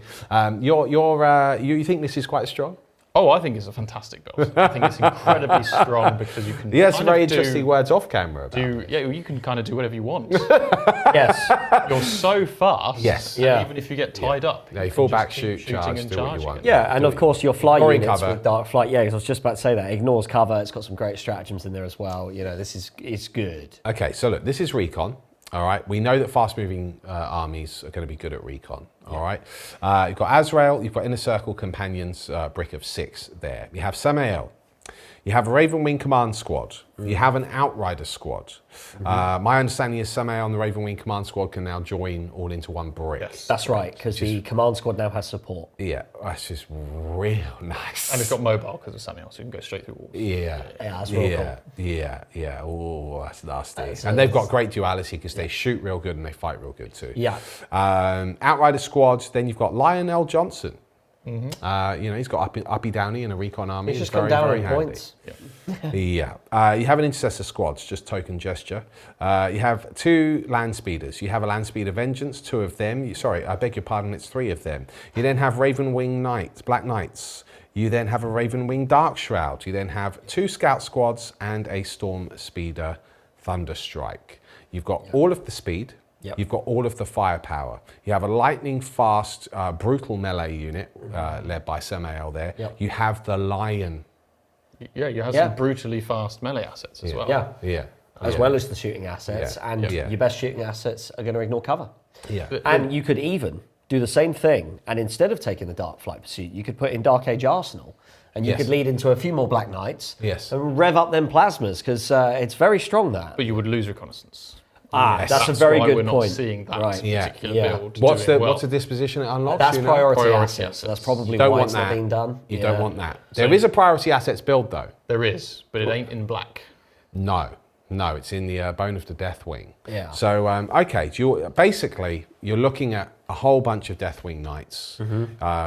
In terms of, I was a bit like, really? Priority assets? This is a thing? They're either running it with Wrath of the Rock or Inner Circle Task Force, which is the -1 to wound or the +1 to wound if the enemy's on the objective. Yeah. So, your idea is that basically they sit on the objectives, and these are 3 big bricks of Deathwing Knights with a plethora of support units. Yeah. That they sit on the objectives, they don't mind doing the actions later. No. And do they mind just not doing the actions at all? What if an opponent... Well, to be fair, half the game you could spend not doing the action. Right. But you're able to score so well because you don't die, and then you have assets that can do the action, like the speeders. Right. Sprinkling of speeders, a sprinkling of scouts. Yeah, because you're seeing 2 to 4 units of those. What's really interesting is it's paired with Librarius. Right. And I think that's the strongest Deathwing build, because you can get those Librarian Terminators. Yeah. And now you can have like +2 move on your Deathwing Knights. There's a lot of really cool things you can do with the Deathwing Knights with those Librarians in there. Right. The Inner Circle Companions, a Librarian +2 move. Right. You've also got the potential for advance and charge, reactive moves which is on good. them. Yeah. 4-up Invuln on them. Yeah. And -1 to hit in combat. These are horrific units to have to deal with. Yeah. You aren't going to take reconnaissance, which is what Librarius gives you, because you're so slow. Right. And you don't have access to anything that isn't priority assets. Right. So in the end, you take priority assets. Yeah, so that's within the circle, right? And then Wrath of the Rock, if you want to do like less of the Librarian supplement and the Inner Circle Companions, you're going pure Deathwing Knights and then probably like Ravenwing Speeders and things for your firepower to kind of protect your firing lanes. And then you do want to go out and throw something that's really fast. So then later you don't have to worry about, I have to stand like 5 inches away with my slow Deathwing Knight unit to do the action. Yeah. You just fly in with your Ravenwing unit and bosh, there's your action done. Yeah. And that's priority assets. So I guess in the end, if you're wearing black, you go reconnaissance. Yeah. Because it's so good. And then if you're wearing bone, you go priority assets. Yeah. Because the detachments that benefit you the most. And that's the build. That's the build basically. If you wear bone, you have all the guys in green to back you up. Yeah. I think, but I still think the Raven Wing is stronger. You think it's stronger overall? Raven Wing is stronger. I just think that if you can build a reconnaissance type list that can also kill real good, that might be the most powerful build in the game. Yeah, also quite a lot of fun to play, isn't it? Let's be honest. It's time for the Death Guards, and this is a bit of a tale of woe. A bit like the Chaos Knights, there are no current placings on the 40k stats website. Yeah, which is very sad for Death Guard players. It's indicative of a problem, unfortunately, their Defilers have taken a little bit of a hit as well because of the new MFM. They've taken the points hikes, right? Yeah. And their Defilers were not as good as the others anyway, arguably, along with the World Eaters. Yeah. So their special rule was to strip cover after they've shot at something, which is still a very good rule if you're then doing like a shooting Death Guard build, which we've seen is quite popular. Yeah. But the heavy blight launcher fetid bloat drones are not what they were. Right. Even with AP going further now, the -1 to hit from cover is huge. Yeah. And if you're spending an entire shooting activation from a Defiler to set up ignore cover on your bloat drones, that ain't a great place to be. Really, you want that unit to efficiently remove a unit like it used to. So I don't think that build is anywhere near as good as it was. Not only that, the Defilers were often seen next to Mortarion for his shootback ability. Now when you trigger that ability, you shoot back at -1 ballistic skill, which then obviously would then stack with cover, if you were then shooting at it with cover. So what we've seen is that if you were running like a Defiler and Mortarion, or 2 Defilers and Mortarion, which was seen, particularly in Virulent Victorum, and you can use -1 damage and things like that in that detachment, that has taken a very significant hit. Which is a little bit unfortunate in my opinion. Wasn't doing that well anyway. It wasn't. Well, this is my point, right? Like the World Eaters weren't doing well. Their Defiler didn't get nerfed. No. The Death Guard weren't doing that well, but their Defiler did get nerfed. I find that a bit of a head scratcher. I mean, please, Death Guard fans, let us know what you think. But I think with Virulent also playing Take and Hold, Death Guard, yes, have resilience, and you can take like a 5-up for no frame Demon Prince, and you can spend 2 CP on -1 damage and stuff, but you're not then having ways to manipulate OC in addition to that. And the detachments where you can manipulate OC, such as Champion supplemented with the brand new Paragons of Putrescence, which is awesome fun, by the way, and a great slot in as a 1DP into a 2DP detachment, unlocks priority. So you could play that with champions for take and hold, or you play priority.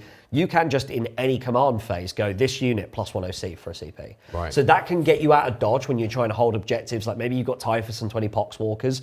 Someone stands on the objective just about OCs. You kill a few Poxwalkers. Boom, I've taken it back. Like there are some tricks and some things you can do to hold objectives with Death Guard. But I think that a lot of the top builds are still struggling to find their feet in the edition. And Death Shroud as well, they've also FAQ'd the rapid ingress thing. Right. So you can't rapid ingress with their Deep Strike rule. Some people would say, well, that was cracked. But what I would have liked to have seen then is now their rule is essentially, well, I'm Deep Striking and going for a 50-50 roll because I need a 7. Right. So I'm banking a CP anyway. At that stage, Death Guard players, you're probably rapid ingressing and ignoring their entire datasheet rule, which is a bit of a shame because it was quite cool. Yes. That being said, if you get into combat with 3 Death Shroud Terminators and a Lord of Contagion, they are gonna slap still because it is still a good unit. There are still good things you can do with Death Guard, but they're not in a fantastic place. And for me personally, I've been dabbling with them a lot recently and with Take and Hold, and I've been struggling to make it work. I wonder if actually leaning into priority assets, because there's less expectation on requiring to hold as much of the board at once, might be the way to go with Death Guard. You do have some chaff units that can do those actions for you. I think the issue with the Take and Hold is that they can't compete with the other armies taking Take and Hold. Yeah. They can't go all in on being on that middle objective. You know, they're competing with 10 Terminators that have an Ancient. Yeah. Already that's just +1 OC compared to them. Yeah. And they don't have the output in combat to kill all of those Terminators. Maybe the Death Shroud do, but not the Blight Lords. Yes. The other major thing impacting Death Guard at the moment, I think, is hidden. Yeah. They're just not fast enough to get the guns able to shoot the enemy units. Yeah. These Blight drones have to move so close to the enemy that they simply don't survive the return fire. Yeah. You know, the Defilers have to get that close. And then you don't have the ability to score your take and hold stuff because you've got all of these gun assets. Right. So I do think that priority assets is probably the best way to go for your Death Guard, because you can put that unit of Plague Marines on there, out-OC them, and then do an action either with those Plague Marines or a little unit, a Plague Mower, a Flesh Mower, Plague Drone, or whatever it is. A Beast of Nurgle if you go for the Demon detachment. The awkward thing is, though, the only way to access priority assets with Death Guard is Paragons as a 1DP supplement, which I think actually helps it. And there's a stratagem in there for shoot and action. Okay. So Well, you get an act. That's a really, so there are, it's telling you how to play it.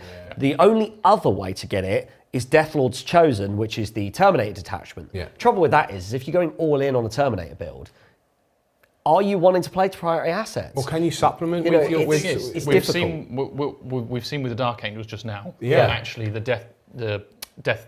There's so many Deathlord's death. Chosen? Yes. The Death Wing. Oh, Deathwing Knights, yes. Deathwing Knights, and then it's supplemented with a bunch of other assets. Your Land Speeder is equivalent to maybe your Flesh Mower drone or your Poxwalkers big gun even. drone. So I think priority does work with that build as well. But the great thing is you have plenty of access to priority if you're a Death Guard player. So I would start looking at that to try and compete. Yeah, no, agreed. I think you can lean into those bricks and then have the support units which are just doing the actions for you. Because right now, if Taken Hold is not working for you, you've got to do something else. We've got no placings, which is harsh. This is Death Guard. I mean, they've got some amazing units, but clearly the dispositions and the detachments available to them are not marrying somewhere. So probably time to try something different. Maybe priority is the way to go. Would love to hear what you think in the comments. We now move on to the Deathwatch, the army that up until recently almost never was and is now back. And to be fair, when they brought it back was pretty aggressively costed and pretty amazing at its output. It has just had the sort of eye of GW have a look at it. The Black Spear Task Force has moved from priority assets, which is what it was running before, to Purge. I think actually maybe this has buffed it even more. It's a buff. It's a straight buff. There's no dispute on this. It's a straight buff. It's unfathomable. Yeah. Fathomable. One of the most egregious killing detachments in the game. It made sense it was priority assets. The Deathwatch, they have a specific goal in mind. No, their goal is to purge now. And look, everything about that detachment says kill more. Now, one of the struggles normally with a purge is actually getting to your opponent. Right. But there's multiple ways with this detachment to do that. Because you have a stratagem to pick up 2 units, to uppy downy 2 of your units, and deep strike them. Right. You have assault available through stratagems. Everything in that army is geared to kill the enemy. On top of that, you're investing in defensive big bricks. Your Indomitor kill team, 30 toughness 6 wounds. Then you've got your leaders of that squad. You've got your Fortis kill teams, probably with your librarians in there. All of the lists I'm seeing here run all massive bricks, backed up maybe by a land speeder or 2. There you go. You score your cards, you kill stuff good. You've got a double oath of moment available. You can give 2 of your kill teams sustained hits on demand for a CP. It's absolutely savage. And correct me if I'm wrong, Michael, but does it also have one of the rare things in 40k is that they get better against Xenos? Well, only some of the units. So surprisingly, no. Actually in there. But what they do have is something that's excellent this edition. The edition of infantry is they have a stratagem for anti-infantry 2+ and all of their shots on one of their kill teams. So you suddenly, these people building into this, oh, I've got 10 Terminators. They're really hard to kill. Well, no, I wound them all on 2s. But why are we not seeing them more? Because people don't have the collection. Just because of the buy-in, the monetary buy-in. Because competitively, they are very good. They're well cooked, aren't they? They're well cooked. I said they're well cooked. But not a lot of people like playing the. Not a lot of people own the Deathwatch. Right. And not a lot of people want to play the Deathwatch because of the models and all that sort of stuff. But where are the days? Like I remember in like back when I was like competing regularly in 8th edition and then the beginning of 9th. And we're all going to a tournament very soon. We're about to start competing again soon, which is really fun. But I remember the days where pretty much there would be a very large portion of the ultra competitive crowd that would just jump onto an army. Why is that not happening? Well, there are. Because I remember when everyone became a Drukari player. Do you know what I mean? However, and I was very disheartened. However, if there is an army that is easier to collect than Deathwatch, that is also just as good. They'll just move to that instead. What is that army? Well, I mean, it could be the Dark Angels. Could be the Dark Angels. The Deathwing Knights with the Ravenwing build. It could, there's multiple different options. I mean, the truth be told is you've put an amazing amount of money and time and effort and love into your Deathwatch army, which most Deathwatch players will have to commit to have a half-decent looking army that also is competitively functional, whereas other armies in the game are much easier to collect. Whack 3 coats on it and you just hit those tournaments. And like, if that's how you want to play, that's how you want to play. But Deathwatch requires so much more investment to do that. I think that's why you have a lower play rate. But you can say that you always were a Deathwatch player. Well, yes, I can. Exactly. So are you going to take Deathwatch? I won the first ever tournament Deathwatch we're ever even in. Well, there you go. There you go. And he's flexing now. He's flexing. Here's the thing. Are you going to run Deathwatch at this upcoming GT? No. Why not? I've had my time with Deathwatch. I don't know. We'll have to talk about it. Hand the baton over to someone else. We'll have a talk about it. My favourites, the Drukari.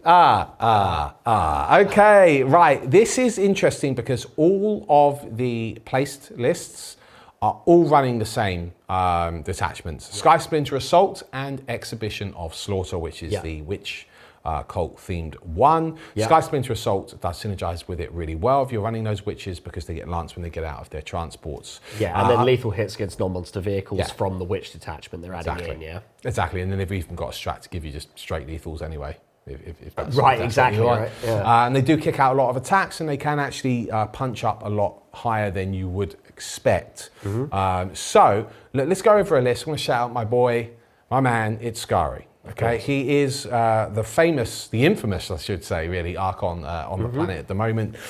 Still running Drukari as a main. Most of the lists that we've seen pretty much themed around the same thing in terms of what he's running. So I'll tell you what he's running. It's Malice, Incubi, Drazar, Incubi, Archon, 10 Kabbalite Warriors, Succubus, 2 units of 10 Witches, a Raider, 3 Venoms, Kronos, Hand of the Archon, unit of 10. We're guessing 1 unit of 5, he'll probably be in the comments, goes into one of the Venoms. Yeah, because they give them scouts and things. Yeah. Mandrakes, unit of 5, 2 Ravagers with Disses, big fan of those at the moment. A single unit of Reavers, Scourge with heavy weapons, Scourge with heavy weapons, Scourge with shard carbines. Super fast moving. With the heavy weapons, he's gone 1 unit of 4 with Dart Lance, so he'll probably hang back a bit. 1 unit of 4 with Heat Lance, which are cheaper, and just we all really like the Heat Lance, don't we? Yeah. And then shard carbines again, cheap unit, can strip cover, etc., etc. 6-inch deep strike as well. Yes, exactly. Yeah. So really good. Yeah. Really good. This is what I call very much, and you're seeing it with Drukari anyway, like very tech. Scoring. This is very much playing the mission, scoring many points, killing when I need to, but not necessarily interacting with the opponent Directly. Directly, exactly, and it plays Recon really well. I do think that Recon probably is the best disposition as a Drukari player myself. Not even a question, Yeah, really, is it? There is Slam dunk. Some people could argue, with the Covenant Coterie. Because right now, it's Exhibition of Slaughter and Sky Splinter Assault. You could argue, because that unlock's taken hold, that you could try and lean into that. I'm not making that argument, but you could argue, if you go full Talos spam, back it up with Kronos. I don't think, however, as much as I love them, and I personally wouldn't run any of these lists, it's not how I'd run Drukari. Right. I would run the Covenant Coterie. And you will. And I will run the Covenant Coterie. Okay. So I will run that. I won't run Take and Hold though, because I will run it with Sky Splinter Assault, and I will run Recon. Yeah, and of course, not to forget, Sky Splinter has, of course, Ignore Cover, which is huge in this edition, and Lance on tap for when you jump out with those Incubi. That's big. Yeah. I think it is a shame that there is only one real competitively viable build. It is. But as there's only about 13 of you, it doesn't really matter. That's right. That's absolutely correct. We're going to move on, and that was very painful. Thank you. Now it's time for the Emperor's Children. One of the best armies in the game, in my opinion. They can really do it all. They don't have many units, but they don't need many when they are all really good and they have an amazing army rule. So look, Coterie of the Conceited was Purge the Foe, so we should address the elephant in the room. Some of the data that we've got here are lists that we're using it as Purge the Foe. However, we do have a recent one which has still placed 3rd, I think it is. And is running it now as the new priority, which it still does quite well. There are also Frenzied Host and Carnival of Excess, which is the Demon Alliance detachments. They take Frenzied Host so that they can run this priority assets. Right. Because all of the Demonettes can do that real well, and all of the sustain that you give across your army works real nice too. Common theme of the list builds are Double Defiler when you're running Coterie. Your Lord Exultant with the Infractors. You've got a couple of units of Tormentors in there, which can help with your actions, and some Rhinos for the priority aspect if you are running Coterie. Frenzied Host, well, you've got your Demonettes, as I've said, Lord Exultants. You've got double winged Prince, an absolute classic.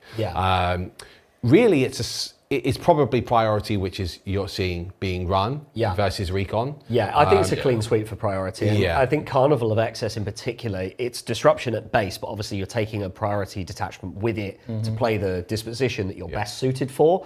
The Demonettes themselves are obviously fantastic because they're fights first. They're also a demon unit, so they've got an invulnerable save. They're giving sustained hits to everything within 6 inches. And then if you had sustained already, it's then crit 5, which is rancid because it will affect 2 Defilers, which, bearing in mind, when you're targeting something above half strength, you're getting +1 a hit. You've got 2 Defilers hitting on 2s with sustained. It's absolutely filthy. By the way, that Demonette's touching the objective. I've secured the asset, thank you. Like, that is powerful. It's very good. It's very good. I think that there's no Purge. We can't choose Purge because it's not available. Right. Yep. But Purge isn't a bad option if it was available. Right. because you do have the speed to get there, and that's why people did love Purge when it was available. So if it ever comes back round, by all means. Yes. Yeah. Take and hold, not very durable, the Emperor's Children. No, they can be killed. Yeah. Yeah. So I think take and hold's kind of off the menu. Reconnaissance, they don't have many units, let alone fast. They can if they are running the demons, but then you need to find a detachment to unlock it. And they are fast, but only they can't want to do the damage, don't they? Really? Yeah, that's it. That's the whole thing. Disruption's off the hook. So it's basically it's priority, isn't it? Yeah, for sure. Okay. So the Genestealer Cults. Now you'd think that they would have disruption everywhere, but actually the two lists that we're seeing, including a second place position, is priority assets, running Pure Strain, Brood Swarm, and the Outlander Claw. Obviously there's a lot of units, a lot of little units that can do these actions for Genestealer Cults. They probably do lean into something like priority quite well. Recon, however, I'd argue would be really good. Yeah, I think the Outlander Claw list is interesting because Outlander Claw hasn't traditionally been one taken much. Right. Yeah. But before the balance changes, it was the only way to access Recon. Right. So I think that's why they've taken that one, is to access Recon. Right. Yes. And then the final day one is to access priority assets. Right. Because in final day you get all of the Tyranids, you get all of the Gargoyles, you get the Parasite Mortrex, you get all of that little gribbly Which is crap. fantastic at that, but Yes. it's a purge disposition naturally. So Yes. you want to take the recon so you're not stuck into, oh no, I'm really bad at purge. Yes. That's why the swap around is there. Yeah, well, you take the priority because it's final day, and the other one says And Pure priority and Strain. purge is the options. Yes, that's and what then I the mean, other one is priority and recon. Yeah. So you take the recon. But now that there's been changes in the balance data slate, Right. with Xenocult masses going to recon, Yeah, which is huge because it's actually a very good 1DP detachment where you regenerate being in terrain areas and so on. You can't take it with hosts, but that's fine because there's only one other host and it's 3DP anyway. And I actually think this combos really nicely with Biocentric Brood Surge. I know Chef ran that on the channel recently against your Deathwatch. Real close game. Came down to a tank shot from a Corvus Blackstar. Yes, Point being is that actually it's really good because you've got like little units of Genestealers popping up. You've got little units of Neophytes and Acolytes and Metamorphs jumping up from the ground, coming out of the drain pipes. with that balanced data slate, all of the Genestealer Cult fans and fanatics just breathed the sigh of relief. Yes, we can play the game again. Yeah. Without having to rely on disruption. Yeah. So I think very strongly Recon probably is for me the winner. Yeah. I agree. But priority they definitely have play for. The only issue they have is that priority forces them to go toe to toe with some of the other dispositions, in the middle of the board with purge and that kind of thing. But Recon you can just without also interact. having to be too action heavy because you want your units to be doing the killing when they do arrive. Very cool. Okay, that's Genestealer Cults. Oh boy, oh boy, oh boy. Time for a teleport strike. It's the Grey Knights. Oh yeah, my That's boys. right. Now, we've just had a little bit of a hit. Yes. Have we or not? We've had a hit. You're not happy? No, I'm not. So basically, the bottom line is there were two builds that were like the top builds. Yeah. They were the Warpbane build, and they were the Banishers with Argent, which is the brand new 1DP slotted into old Banishers, which was my favourite from 10th edition. Yeah. They were both Purge for the foe dispositions. Yeah. I think we're all in agreement here that Purge is naturally the best disposition for Grey Knights. Yes. if it ever comes back around, Then Yeah. take Purge. you take Purge. Yeah. Yeah, and we can still access it through Brotherhood Strike, but how powerful that detachment is remains to be seen. Maybe we'll start seeing it pop up in lists. I think you'll actually see people keep playing the good detachments and pivot to a different play style. That's what I think. Well, it should be noted, all four of the results that we have in 40k stats, they were all running Warpbane Task Force. And as of filming this, they were all Purge the Foe. Right. There are no results in post MFM. I mean, this has not happened that long ago, to be fair. However, we should acknowledge what it's been changed to, which is Take and Hold. Yes. I actually do think that the Grey Knights can play Take and Hold. Yeah. Listen, I think they can. It's possible. Now, you could go Argent. I'm not sure if I would go Warpbane, though. I might go Argent and I go... Hello Conclave. Hello for the Take and Conclave. Hold, So right. I've got the fallback. My Paladins are buffed. I mean, you've said it, but I've also said it to you before. I think I've run double Paladin bomb before competitively, not this edition, obviously. I know how those bricks can be really egregious. Yes. The fact that you can have the apothecaries in them now as well is a big deal. But if I lent into just the Terminators, which are a bit cheaper, and then have like a Pally Bomb, you know, to potentially be there for heroic intervention or whatever, and just lent into that and taking the middle board, I feel like I could go toe to toe with a lot of other armies trying to do the same. It's a lot of bodies on that, and I'm quite killy. Yeah, you're definitely killy. You've got a stratagem which actually can't be understated. On a Terminator brick or a Paladin brick, it's just Terminator Squad unit keyword, plus 1 attack. Yeah. That is nuts. They already have 4 attacks each at 622. Yeah. If you're running the Terminators as well, as long as they're not hitting a monster or a vehicle, Force Edge gives them AP 3 at base. So you are rinsing infantry with that unit on an OC3 unit that can bring a dead body back in the command phase. Yes. I do think there is play in Hallowed with Argent. Yes. That being said, Taken Hold with Grey Knights is a funny one, because traditionally you wouldn't have thought of them as an army that holds primary super well. Not in 10th edition. I know what you mean. Do you know what I mean? Yeah. So I still think, and I'll die on this hill, I think Purge is the best disposition for Grey Knights. I think they play it better. I agree. But there are still viable builds, I think, if you lean heavily into Terminators and Paladins with the Hallowed build. You could go down the recon path if you want to. I'm not sold on this, but Immaterial Interdiction, I used to run a lot of Interceptors back in the day as well. Immaterial Interdiction does really buff them up. You know, Surge moves there, which is really great because it also unlocks recon. You could play that and try and be, you know what, a bit more, lean into your uppy downy nature as an army. I actually do think that it may actually score really well. It might not be how you want to play as a Grey Knight player, though. It's a bit of a funny one. Like, you're going to be trying to not interact and play the dancing game. You look at solo librarians, because they've got that lone op 18, and you just uppy downy and just kind of don't directly impact your opponent. And then the rest of the points, you have a couple of really hard-hitting units. That when they do try and punish your assets, you can kind of deal with them. So maybe there's an avenue for it. There definitely is. Like I think you could play and win, and if you are a tech-minded player, you probably do very well with that build because you know your army rules are, you know, they're literally leaning into that recon thing. Yeah, absolutely. And you could also run Banishers with Argent still, take the priority because you're never taking the disruption. And like the Deathwing list for Dark Angels, maybe you just sit back and you accept that you're not going to necessarily get the action going right away. But if you can use your tricks, your Banishers, obviously Shadow of Anarch is so powerful. You've got an amazing stratagem suite across the board for the type of units you want to run. If you play slow and clever, and outmaneuver your opponent and do damage, you can then come in and maybe win on the points later. It will be more challenging than it was, significantly, but it's not completely dead in the water. So that is, you know, something if you're, like me, a Banishers fan. Yeah, fair. Imperial Knights. This is an interesting one. They have also had a little bit of a slap if you take into account the 40k stats results that we have. 2 of the results, both second place wins, use Dominus Foebreakers to unlock Purge.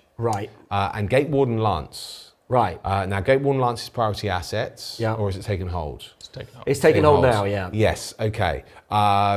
However, it's been nerfed because of the way that the line has changed. It's had a double tap. So the Dominus Foebreakers obviously had a disposition change, but as has the Gate Warden Lance. The Gate Warden Lance was like this wide. Now it's this wide. And thus the build died. Lasted as long as it lasted, RIP and all that. So that's probably not going to see any play anymore because it was only seeing play by virtue of the fact that the Warden Lance was so large.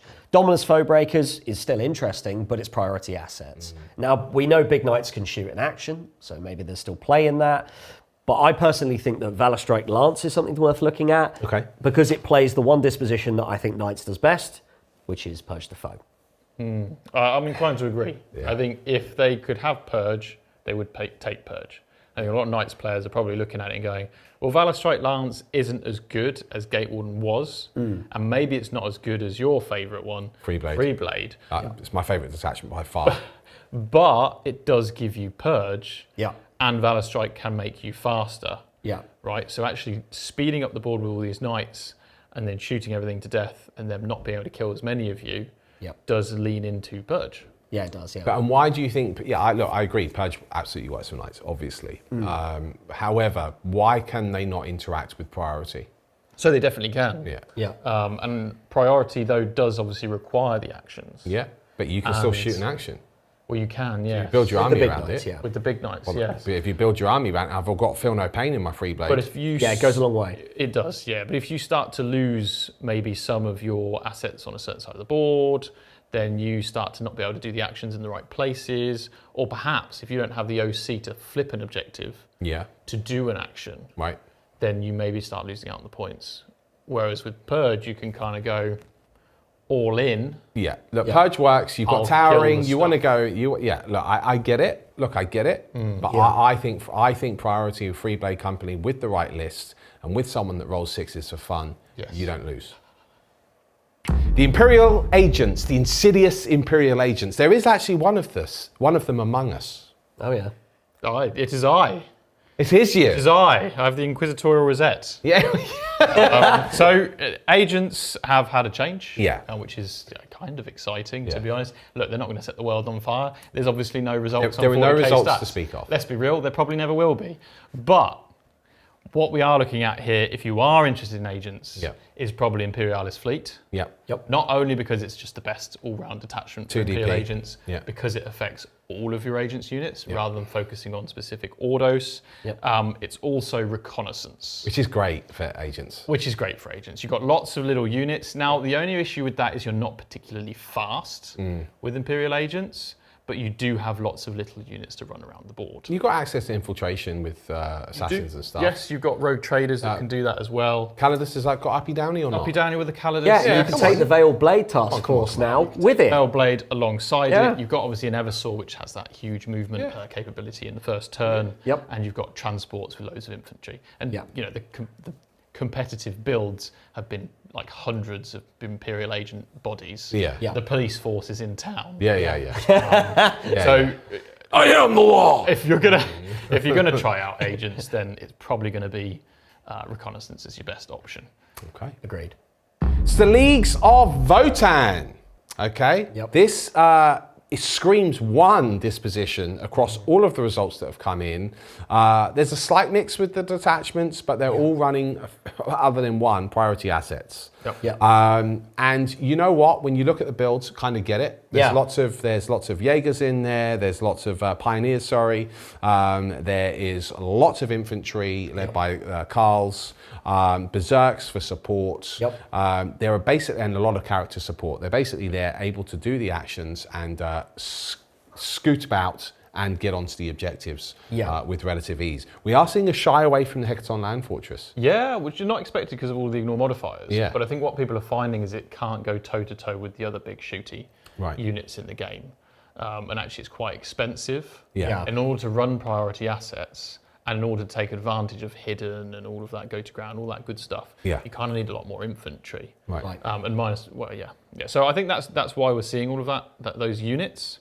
Priority is great because you have the units to do the actions, and we are seeing a lot of Hearthguard Covenant, which is a 1 DP priority slot in with some of the best units available to them, which is those Hearthguard.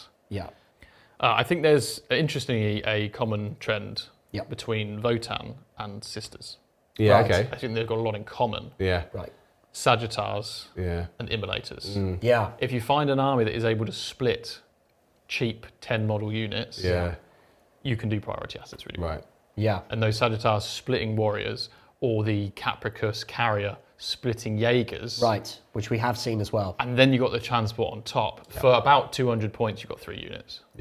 That's really efficient. And I think that's why, guys, you probably go priority assets. And there doesn't really seem to be a counter argument otherwise. But if you have one, if you are a Votann and you are going to tell us something different, let us know in the comments. We can get you a box. Oh boy, it's time to go over to the Immortal Legions with the Necrons. A couple of interesting plays here. A split potentially on the dispositions you're going on. There are a lot of results on the 40k stats center, which is quite interesting and also telling. Awakened Dynasty is up first. It is a 3DPer. It does give you take and hold. We're still seeing Catan spam, guys. We're still seeing it. You're seeing, not in every build, but you are seeing Catan shards a lot. And there's a reason for that. They're incredibly hard to shift. They have half decent OC, And if you stick them on an objective and then give them the benefit of cover, depending on position of walls and so on, they're unbelievably obnoxious to remove, and they will kill you. Well, look, They will charge you with a 2 CP heroic intervention. You can't, Right. you can't avoid that. Right, Yeah. you know, well, this list just recently won. Yep. GT. It's Imitech, Psychomancer, Immortals, so it's just a unit of 5. Shard of the Nightbringer, Shard of the Void Dragon, Illuminor Cesaras, Necrosar Ementar, Scorpek Lord, Transcendent Catan, token unit of 5 Flayed Ones, and Ophidian Destroyers. Yeah, I mean, that's obviously leading into a real stat check build, but what you're noticing also there is a lot of infantry characters. Now, of course, we've got Stratagem, Eternal Revenant in Awakened Dynasty, where once an infantry character has died, 1 CP, it stands back up. Right. So Illuminor Zeraz in particular is rancid for this because he has a 4-up Feel No Pain. One of those Scorpek Lords will have one as well. Right, 4-up Feel No Pain. yeah, exactly, because he'll have the Enegic Dermal Bond, which even though it's like a 35-point enhancement, it's auto-taking every list. You're also seeing Imitech pop up in a lot of lists. Yeah. This is because he generates CP, and we know how much we want to spend stratagems at the minute, particularly in a detachment that has such good strats. Right. And yeah, that's where you're seeing it. You're also seeing a little bit of the 20 warrior blob here and there with the various buffs, Orokin, Reanimators, etc. But yeah, it's infantry character spam predominantly. You can stand Necrosaur back up as well. he's infantry keyword. Like these 4 infantry characters will just get back up. When you kill them, and they can keep being an absolute menace. Yeah. And with character-led Catan's units get effectively +1 hit. babysitting them. It's The pretty Catans nasty. are like the problem solver for that take and hold mirror, where you're Mm-hmm. facing the 10 Terminators, you're facing whatever it is. Yeah. The Catan just go in. Yeah. Because they know you've telegraphed you're going to try and hold an objective. Yeah. Because that's how dispositions work. Yeah. But I think the only thing about this build is it's only going to last as long as the gimmick of standing characters back up lasts. Yeah, right. And I'm not sure G-Dubs is going to keep that going because it's so silly. Do you think Silver Tide could replace it though for the Take and Hold Awakened Dynasty build? I think Unfortunately, with the change to the character stand back up mechanic, no. probably not, but I actually think that the other build is going to start taking a lot more shape, and we'll see a lot more of this other Cursed Legion. Yeah, so I was going to mention this. So I've run this actually for you guys on Freeview already. Cursed Legion with Sky Shroud Spearhead. Now, Sky Shroud, to be clear, is a 1 DP reconnaissance detachment, and it allows Tomb Blades to deep strike and get +1 to hit in the turn in which they ingress. Cute. No one's running Tomb Blades. Surprise, surprise, it's because all the stratagems and the upgrades are for fly-mounted keyword. Locust. So Locust Destroyers suddenly now stonks. What would Locust Destroyer's biggest problem is? Being tied up. Cool, would you like to fall back and shoot for 1 CP? Yes, I would actually. Would you like to have a 20-point enhancement, actually it might be 15, Deepening Madness on a unit of Locust Destroyers with a Locust Lord? Cool, it has Assault. And then of course Locust Destroyers love being in Cursed Legion, where they get the strength buff, and now you've got strength 7 AP2 damage 2 re-rolling. You stick a Locust Lord in there, you're getting crit 5 out of the Wasu with re-rolls. It's very egregious. So here's a top list, for example, that's won recently. Locust Lord, 6 Locust Destroyers, Assault Enhancement, excellent. Locust Lord, same again with the Destroyers. And a third time, but this time they've not spent on the upgrade. That unit can just potter along a mild 8-inch move, casually. Chronomancer with the Murder Mind. Now, the reason for this, the Chronomancer gives -1 to be hit in melee or stealth now. It's obviously had the change with the recent changes. And it has move, shoot, move inbuilt. Right. On a unit of Locust Heavy Destroyers with the Emitics, which when you're in rapid fire, that's I think it's 18 shots at 611. Wait, it'll be 811 now in Cursed Legion. You can... I think, it's 811. Yeah, it's 18 shots at 811 now, which is sustained, nuts. Yeah, because of the sustained hits. Not only that, you've still got a Void Dragon in there because you still need to use Catan. You've still got Imitech in there because he's still objectively great for generating CP. He's also got his Mortal Bomb once per game. Amantar is auto-taking Cursed Legion because of his aura, and also he gets better in his own detachment. You've often seen him walking hand-in-hand with Hexmark Destroyers, also Hexmarks, strength 8 in that detachment, hilarious.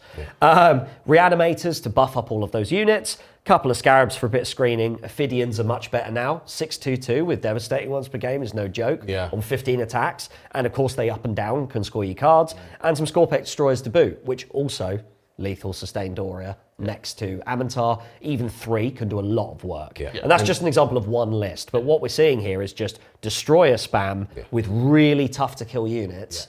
Which And works well for Purge. Yes, which is exactly the disposition this wants to play. Yeah. It's not great OC, it's not hugely fast, but it will kill things, and it is hard to kill. Yeah. So Purge, I think, is probably a natural progression if you're a Necron player to go that route, and it's considerably more interesting for both you and your opponent than playing Awakened Dynasty. Yeah. Yeah. So I think it's a unanimous go Purge. I think so. I think so. It's the boys in green.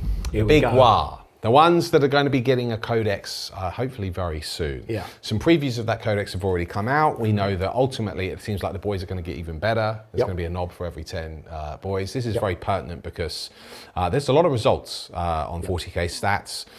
The two big ones which are getting the majority of play are Tactical Brigade and Green Tide. That is of course now defunct because Green Tide is 3DP. It is still taking hold. And then you've got Freebooter Crew and Mordaka if you wanted to do a bit more of a shooty Orc list. However, that's also running Taken Hold. So Taken Hold is sweeping across. And I think that that's really obvious is because in both lists, you're getting big bricks of Orc boys, which are obviously about to get better. You've got lots of OC. If you're running Green Tide, you've actually got that 5-up Invon as well. If you've got over to, which is just really annoying on that many models. Yeah, it's really strong. Stick those pain boys in there. You got the Film of Pain. Yeah, and you're seeing 60 to 80 boys as a minimum. These big bricks, and with Ghazghkull Thraka in there as well. I mean, you know, I played a sort of a variant light of it. I threw in a Morkanort for fun in our debut game here. If you're on YouTube, you want to check it out. And it does serious work. Savage. And that was not even that wasn't even trying to be nasty. And I think it's only going to get better when your codex drops, unless they of course radically change points. Yeah, of course. Well, remember they have said that there's going to be 15 detachments. Right. So we're going to see how many detachment points each of those might be, and whether Green Tide stays anywhere near as similar. Yeah, well, I suppose in theory they could remove Green Tide, right? They could totally change the WAR. Yeah. So, but we've also seen that Freebooter Crew and Mordaka has been doing bits for Taking Hold as well. Obviously, with the benefit of just picking your loot objective in your command phase, everything getting sustained and all the buffs against it. It really helps out the shooting orcs. It also attacks the melee orcs that's staging the assault on the point. Combined with Mordaka, you've then got faster orc gun shooting and stuff like that as well. And I believe you can still put something in the WAR as well with that. So you can do some absolute bits with that build as well, which is also Taken Hold. So no surprises here. Taken Hold is objectively the best way to play orcs. Yeah. The Adeptus Astartes, aka the Space Marines, and depending on which flavor you want to run, may actually give you a different disposition. Obviously, Ultramarines have been very popular out of the gates. We have seen there's quite obviously a lot of results. Space Marines are the most popular. The widest amount of results that we've seen placing on 40k stats is Forge Father Seekers with Librarius Conclave. You like the Forge Father Seekers, don't you? I do. I don't like that it's so popular. You've suddenly become it's a bit like the Deathwatch thing again, isn't it? Admech playing all the best armies, Michael. So long. But it's incredible. It is incredibly powerful. Now, they did change it though. Yes, a lot of these lists have been running Purge. Right. It's very good at Purge. Yes. But it's now moved to priority assets. But is that really bad, given the fact that Infernus Marines in that detachment can action and still shoot? They can action and still shoot, but I guess the question is, are they going to be in a place where they can shoot the enemy at 12 inches and the place that they want to action at the same time? And depending on whether you can time that well, the answer may be no. Right. But you obviously can run some smaller units in Infernus in order to take advantage of that. Well, you can advance an action as well, can't you, if you don't shoot? What's that, sorry? You can advance an action with Infernus as well, which is not to be sniffed at. Absolutely can. Yeah, well, if you choose not to shoot, that's the other side of it. The thing is, Space Marines can be pretty good at priority acts. Yeah. Actually, like we've seen it before with the Dark Angel. We've got land speeders, which are incredible. We've got scout squads, which can uppy downy. We've got the jump pack intercessors if we need them. So we've got all these little units that can do the actions. And we can still kill the enemy. And it's just as effective. Also, you're only 2 DP. Right? Well, yes. So you can run this with the Librarius Conclave, which is what we're seeing here. And everybody will. And that will unlock Recon. And everybody has. And I'll say it now, I think Recon is the most powerful way to run this combo. Yeah. Because as Better I said than before, priority? I think so. If you can play Recon and kill real good and control objectives real good, which you can. then you're just going to beat the Purge and the taking holes at their own game. Yeah, and you've got the Vulcan and company heroes tricks and all of this nonsense. You've got all of this not good dying, stuff, 4-up, feel no pain. 4-up Invern, OC2 on all the Infernus. It is very strong, but I think a lot of people, and you probably should, on average, go for priority assets for its allies. I think that is probably a good way to go. Yeah? Over recon? You just said recon. I know, but I think there's a certain nuance. Basically, what he's saying is he wants to be the play the same snowflake thing to as me. use recon. Please. Exactly. You Don't play ruin his priority and build. play recon. Don't ruin Right. Okay, so let's switch over to actually some detachments which do work for Purge really well. You've got Hammer of Avenai. We do have some significant results coming in here. There's 4 placings in 40k stats. Yeah. They're also running with Librarius Conclave, but they are running Purge on average. Yeah. Well, they were previously priority or something, I think. I think they were. And now Hammer Avenai is Purge. Right, and you get double better. oath. It's better, right? Double oath, yeah. So this, if your Iron Hands themed forces, Yep. it will actually be quite cool to see that. We're actually, Yeah, definitely. We've got an Iron Hands army on the way. Yeah. Fletcher is working on it on the way now. Very exciting. Okay, we're going to move over to some Ultramarines as well. They've still not gone anywhere. There's actually only 2 results. I figured we'd see a little bit more. There might be some amidst the other Stormlance. Yeah, and right. Sort of army lists Yeah, in there's there. actually a Ceramite Sentinels one with Marnius and Victrix and Yeah, stuff okay. as well, because obviously you're getting the buffs in the terrain areas, which we now know are enormous. Yeah. So that's one result that's come in recently. And that's that came taken second. hold. Yeah, that was taken hold. Okay, because Reclamation Force is taken hold, and both of those lists did run taken hold as well. They had access to recon, but they did taken hold. That's the overwhelming thing I think, for the Ultra. Yeah, you know, you've got your Victrix, you've got your Blade Guards, Titus and the Wardens, Yeah, 6 come on, Blade Guard, that's come on, a lot come of on, OC. Yeah. Like, that's an easy unit Yeah. to just sit there and do whatever you want. And you're seeing builds where there's 2 lots of 10 Terminators, one with Calgar, one with a Livy. And then 2 lots of 6 Blade Guard, one with Tigurius, one with the Wardens. And you just go, okay, that's a lot of 4-up Invuns and things I have to deal with. And lots of OC. You can have your objectives. So the problem we have then is, well, not so much the problem. The reality is, depending on what type of Space Marine you want to run, you are going to change that disposition. You can be very good at take and hold. You can be very good at purge, especially if you have access to things like double oath.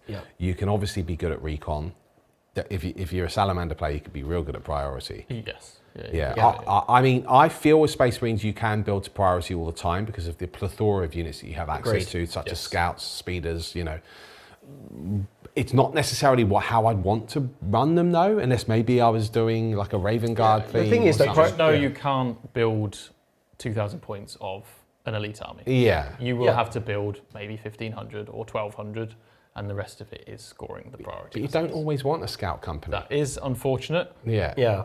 But when it comes to actually trying to win the game, that's the sacrifice. Unless you're a Salamander and you can just get your Infernus Marines to do That's a it. sacrifice you're willing to make. Sacrifice nothing, flame everything. The thing is, I actually think priority assets as a flavour-wise suit Space Marines well. I mean, think about Space Marine 2, think about the mission you're completing. It's not always about absolutely massacring your opponent and being in the thick of it. Sometimes it is that really annoying mission where you have to go and find the graves and walk the servo skull around, and that is part of being a Space Marine. So it's sort of on-brand appropriate. I think genuinely, overall, priority is probably slightly edge case best for Space Marines overall, but as we've already covered, chapter and detachment dependent. But one thing I am going to say here is, my goodness, isn't it good that Gladius doesn't just win everything anymore? It is Yeah, nice. we did it! We finally knocked Gladius off the top of the perch! We did it, guys! Space Wolves. Okay, some interesting changes for 11th. Arguably changing how they have played up until this point. You just mentioned off camera with Stormlance obviously becoming disruption. Thunderwolves were a thing. They also don't benefit from hiding, of course, in 11th edition. It's also 3DP for Space Wolves, unlike the regular Adeptus Astartes, so they've basically said, no, stop it. They have, which in a way is a shame. You know, it's a shame. You've built the Thunderwolves, you're now perhaps not seeing them. However, what you are seeing is a lot of Terminators. The Kingsguard. A lot of Terminators. Best Terminators in the game, I think, potentially? Probably. You're seeing 20 to 30 of these guys. And they're running Take and Hold, guys. Legends of Saga and Song is the detachment which we're seeing with 2 to 3 bricks of these guys with some support from either speeders or and plugging into Saga of the Great Wolf mostly for success. So obviously you get your Master of Wolves abilities, which is kind of like your Gladius doctrines, but they're Space Wolf themed. You can get lethal hits, sustained hits on Terminator bodies. You can go back into that if you have Logan in your list, which of course everybody has Logan in their list. So that's really, really good. You're just doubling down on the Take and Hold. You're running probably 30 Terminators Yeah. and supporting it. And for taking hold, it's just oppressively hard to get through. Yeah, the ability to hit the table turn 1 with Logan Yeah, huge. is a big deal. Yeah. Yeah, it's because you massive. can be already in the middle of the table, Yeah. hidden, and your opponent has to do something about it. Like, you could go aggressive and try a charge, and you got, I think, a reroll on the charge as well. Yeah, you do. Thanks Yeah. to the Terminators. Even just sitting there Yeah. and being like, cool, I'm going to score all my points. What are you going to do about it? Yeah, because there is an outlier where you can plug in Saga of the Beast Slayer to unlock Purge. I still prefer Take and Hold personally, because I feel like with the Terminators, once they're on, they tend to then be a bit stuck. So you may as well stay on the objective, which is going to be scoring you points, and play that counter game.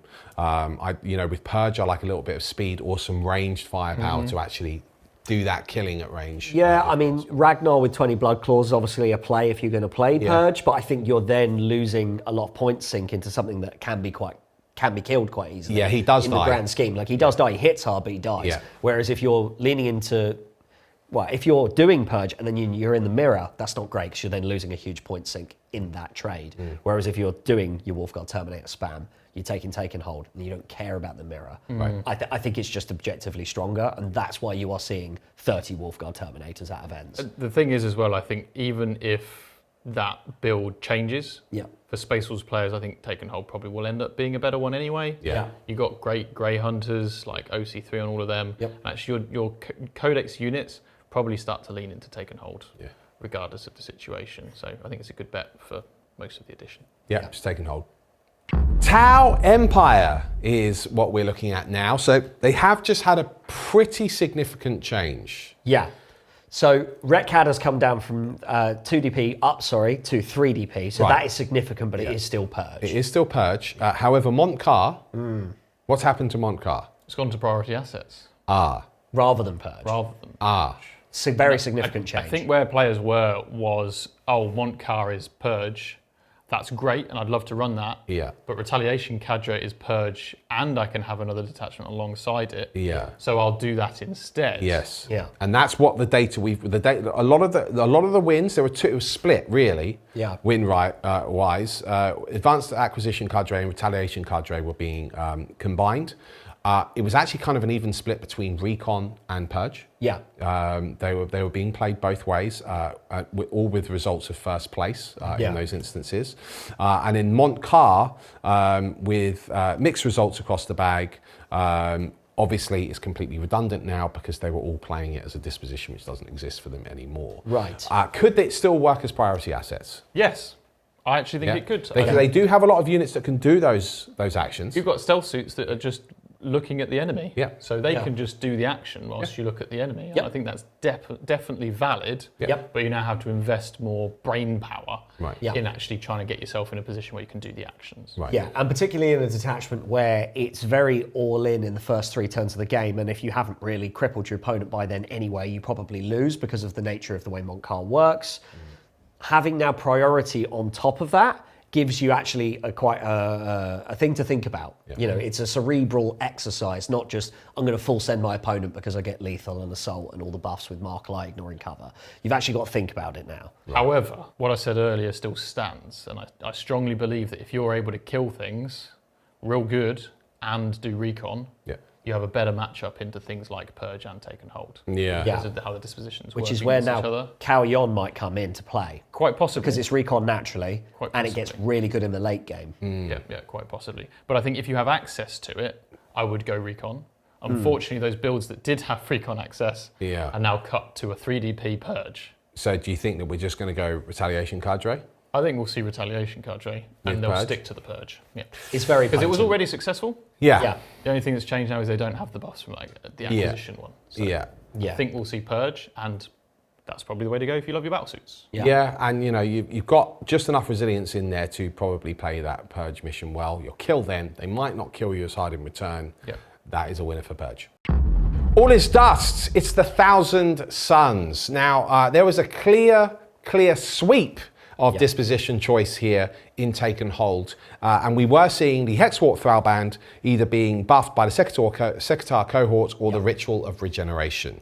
Yes. However, Yeah, we've had a so- major problem, haven't we? Yeah. So Hexwarp, to cut a long story short, Hexwarp has been made 3DP and the Sekitar cohort is now no longer able to slot into it, Right. as well as the Sekitar robots themselves having a points but nerf because they were absolutely crazy. And even a more mild build, arguably, of Ritual with Hex Warp was still strong enough that they went, no, enough of that. So that's the changes there. The other thing we saw was a prolific amount of, let's be honest, the best Defiler in the game. 6-up Feel No Pain is gone on the Thousand Suns Defiler. The rule of overwatching on 5s or 4s if you're within 9 of a Psyker, rather than just change that rule to something reasonable, they've actually taken the Defiler out the back and shot it in the head, because it now has, in my opinion, the worst Defiler rule in the game. And I'm getting quite He's upset into now. this because I'm a Thousand Sun player. But listen, I agree, the rule was dumb. It was too good. Yeah. But now they've given it a rule that might as well not be on its data sheet because you will literally never use it. Go on. So I'm not... Oh, you want to know what it is? Oh, you can do counter-offensive for 1 CP. Isn't that nice? Isn't that nice on your shooty tank? I can count. I've got Shearing Claws, guys. 5 attacks with a counter-offensive. Woo! Big spender. I didn't know that. I just wanted to hear you say I'm it. never using it. I'm never using it. Now, let's get on to the good news. Go on. There are still lots of good builds. Okay. There are still lots of good builds. So first one out of the gate, and I've always championed this detachment, Grand Coven is still a goer. Yes, it's 3DP. Yes, it's priority assets. But I think Thousand Suns actually do priority assets quite well. So how are you doing the actions? Well, I'll tell you. You've got Zangor Enlightened. Yeah. You've got Zangor Enlightened with Fate Caster Great Bows. You've got Zangors. They leave the board and come back on. You've also got Chaos Spawn at 65 points, Lawrence. Aggressively pointed. Aggressively pointed. This is what I'm saying. So you have, and the Sekitars in a little pair, if they can tuck behind something and then just walk on an action because they've got Infiltrate and Stealth, so they don't really care about like losing benefit cover in certain places because of vehicle keyword. They have stealth and they've got the invuln and they're quite tough, and yeah, they overwatch as well for 0 CP or heroically intervene for 0 CP. You have the assets, I think, to play priority assets. I completely agree. Not only that, it supports more of an MSU attack build where you trade with your wizards and your rubrics. And if you're going to play Magnus, this is his turbo detachment where he is absolutely buck wild. So Grand Coven out of the gate is really good. Yeah. But I think Rubrique Phalanx is going to come back in a big way. Right, we because have just seen a win, haven't we? Yeah, exactly. And I think that Take and Hold is probably still the best disposition because that's what everyone was playing with the builds that have now been removed from the game. And 20 to 30 Scarab Occult Terminators is a hell of a stat check. And Cover used to offset their detachment rule quite a lot. It's like, well, whatever, it doesn't mean anything. Now, actually, having +1 to your saving throw against damage 1 goes a lot further now that AP1 can actually hurt you. Yeah. So that is fantastic. But does it beat your most hated foe, the Space Wolves, who are also playing Take and Hold and also running probably 30 Terminators? Well, That's where it gets interesting. This is Yeah. why I quite like the priority. I think Myself. I do lean a little bit more towards the priority as well, really, because I look at the triple Terminator bricks and I go, well, can you deal with the Custodes on those 3 objectives? Right. Does the Terminator brick fold as soon as 5 Custodian Alaris shoot and charge it? It probably does. And the Catan spam? Yeah. Do your Terminators hold up against but that? this is where you maybe don't run 30. Maybe you run 10 or 20. And do you know what else we have that's really tough and really annoying to deal with? Muselith Vortex Beasts, Yeah, which are that's true. still good. They are. And okay, their output isn't incredible, but their resilience is quite good. Well, And they yours have a don't die mortal if I bomb. play you. Yeah. And also, let's not forget, even though we got taken out the back and given the worst rule on any of the Defilers, we still have extra AP in an army where we do a ritual and get more AP. You can theoretically have AP 4 Excruciator cannons. That is heinous, and I love it. So Defilers will still work in Thousand Suns. It's just they won't be the menace that they were. Right. I mean, there is a world in which you can have a Defiler, 2 Mutant Beasts, and a Scarab Bomb, and still have room for all your action monkeys. Yeah, well, there you So, go. you know, I still think Thousand Suns will be fine. Yeah. But I don't think they're going to be a top army like they were. They're not going to be oppressive anymore. Is it priority or is it Take and Hold? I think it just comes down to which detachment suits your army better. Yeah. Unfortunately, It's a real toss-up. If you want the psychic stuff, Coven, priority. If you want the Terminators and the rubrics, it's Take and Hold. If you had your pick, hand pick, I would probably go priority. Yeah, I think I'll go priority too. Oh, we're getting near the end now. The Tyranids, the Griblies. Great Predator, the Apex Predator, about to consume the galaxy with Take and Hold. It seems to be the prevalent take. The Norns are everywhere, aren't Yeah, they? it is Now, Norns, now, there is an outside on Recon. Yeah. There's an outside on recon with your Vanguard Onslaught, Ambush Predators. We've seen a result from that. Interesting. It seems to be all about buffing those Norns and keeping them alive and holding the objective. Yeah. Thoughts? Well, I think Tyranids initially, they had a lot of disposition access to take and hold, which when you have a lot of cheap battle line with a high OC, it's like, oh, this might do all right. The trouble is, it's T3 infantry with no invuln and it will get spanked. So you're looking at stuff that's actually resilient, that has high OC, that can ride that mirror match, and also some of those other dispositions out there that are really nasty. And as we know, the Norn Emissary and the Norn Assimilators are fantastic at holding points because they get the 5 Feel No Pain on the point, and they also have OC, I think, is it 15 on the point as well? And we are seeing 2 to 6, dependent on the build, which is across the Emissary and the Assimilator. There has been an outside build where Assimilation Swarm with the Norn Assimilator take and hold has been a play as well, using the Norn Queen one. I think it seems to be the clear and evident general way to play Tyranids and have some success. But I'm actually very interested in your take on recon, because I think that's really cool. Yeah. The thing is, I think the Norn build is just too easy. Right. Yeah. It's too easy, right? Like, you can win games by just putting an OC 15 5-up invuln, 4-up invuln, 5-up Feel No Pain model on a piece of terrain and just go, cool, well, I'm just going to get all the points and win. Yeah, I think it's also got 4-up against mortals as well. 4-up against mortals as well, and I think there's going to come a time where it'll probably get nerfed. Right. Yeah. Because it's just a bit much. You think it's a bit gimmicky? It's a bit gimmicky, it's a bit much. And I think unless you're invested in taking the Norns, you're probably taking a lot of a mixed range or a lot of the little bugs. And I think recon ends up being probably the go-to way to score points without being forced to fight for central objectives and without being forced to kill the enemy with shooting. And do you beat Custodes and Space Wolves? Do you beat these armies which are I think they still struggle to kill you. Yeah, they still struggle to kill that Norn. All the Victrix spam, like Calgar, like they can't. Yeah, I mean, they might kill one of them. The Norns maybe are two. Nasty but if stat there's check. 6 of them on the board, you're not picking them all up. And then you're relying on the other support assets in the army to sort of pick those enemy units up when they do try and get you. And I think the issue is that Tyranids can sometimes really struggle with output. Right. Yeah. Tyranid armies will struggle to kill those big units of Terminators, big units of the Blade Guards, the Wardens, the Custodes, because they don't have the volume of high strength and attacks in single activations and such to actually deal with them. With combat interrupts and 2CP heroic interventions, it's really difficult for normal Tyranid armies to deal with the enemy. Yeah. So the solution, unfortunately, is 6 Norns or whatever it is, and just build the wall. Yeah. I mean, build your own wall. Yeah, I'm struggling to biomass. think with my own armies. I'm struggling to think how I could deal with that. You know, I could deal with it eventually. Yeah, it's a really bad stat check, and and actually it's more cost efficient than, let's say, like Catan spam, which we've seen in the past. Right. You know, and arguably just as survivable, but it has a lot more OC, so it's actually so much harder to remove off of the point. Right. But as you say, I think for a more generalist approach with the Tyranids, or even more of a Vanguard approach with the Vanguard Onslaught and the Ambush Predators, obviously I know you've used that recently. I think for recon, with all the little lictors and things popping up and reactive moves everywhere, really quite techy, but very cool. Yeah, I think the recon basically gives you a chance because the disposition, I think, is a little bit more favourable to you in those particular matchups. But as it currently stands, take and hold. It is take and hold. Build an Norn wall. With one build. Okay, interesting.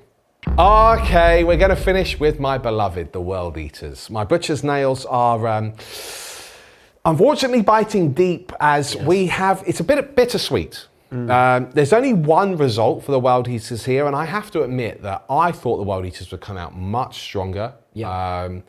However, the way we've seen Purge shake out, I can see how it's fallen by the wayside.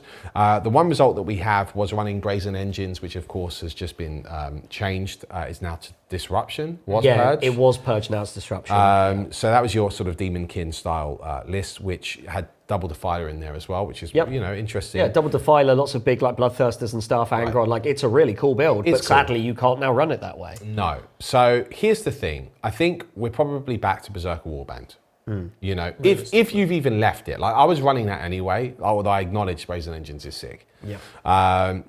However, because of the nature, the way I was running Berserker Warband before is you would run those MSU 8-bound units. I love 3 Slaughter Bounds. They're just absolutely incredible.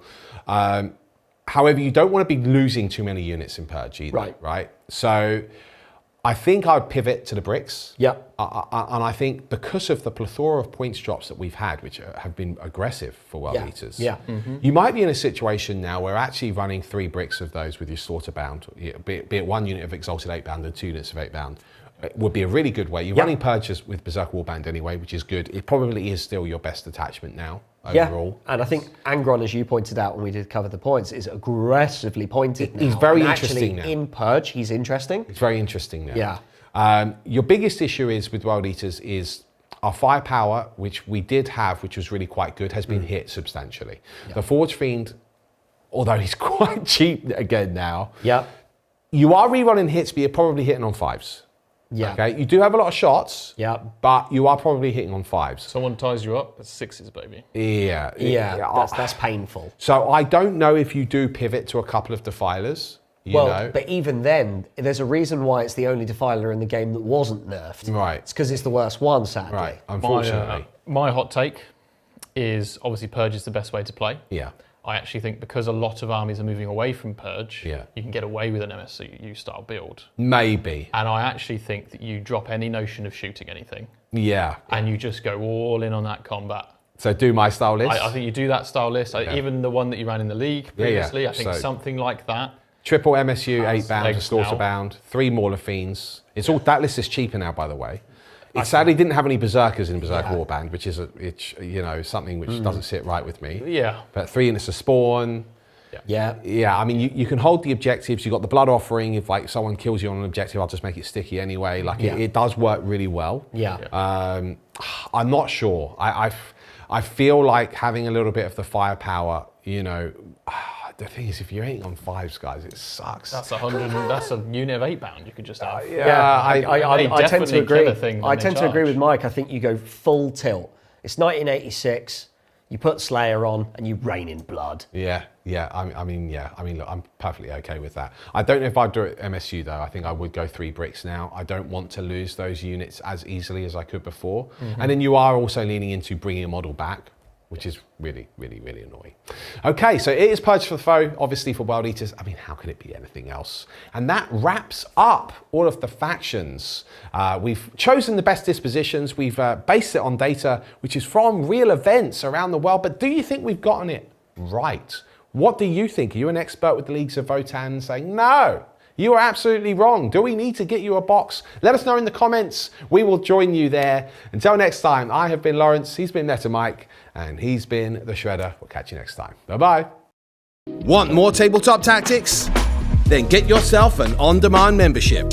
You get at least 3 additional shows every single week, covering Warhammer 40,000, Warhammer the Old World, and much more. That's right, each month our members can enjoy 8 exclusive battle reports, as well as our faction focus and codex reviews, get closer to the team with 4 exclusive talk shows, as well as full access to our thriving Discord server. Members can also benefit from a growing library of painting tutorials from our studio painter, and whilst you enjoy your hobby, you can binge our seasons of RPG content. Right now, members can access all of this and hundreds more shows for an introductory price of just $4.99 a month or $49.99 for a full year. Download our app or sign up on our website today and join our on-demand community.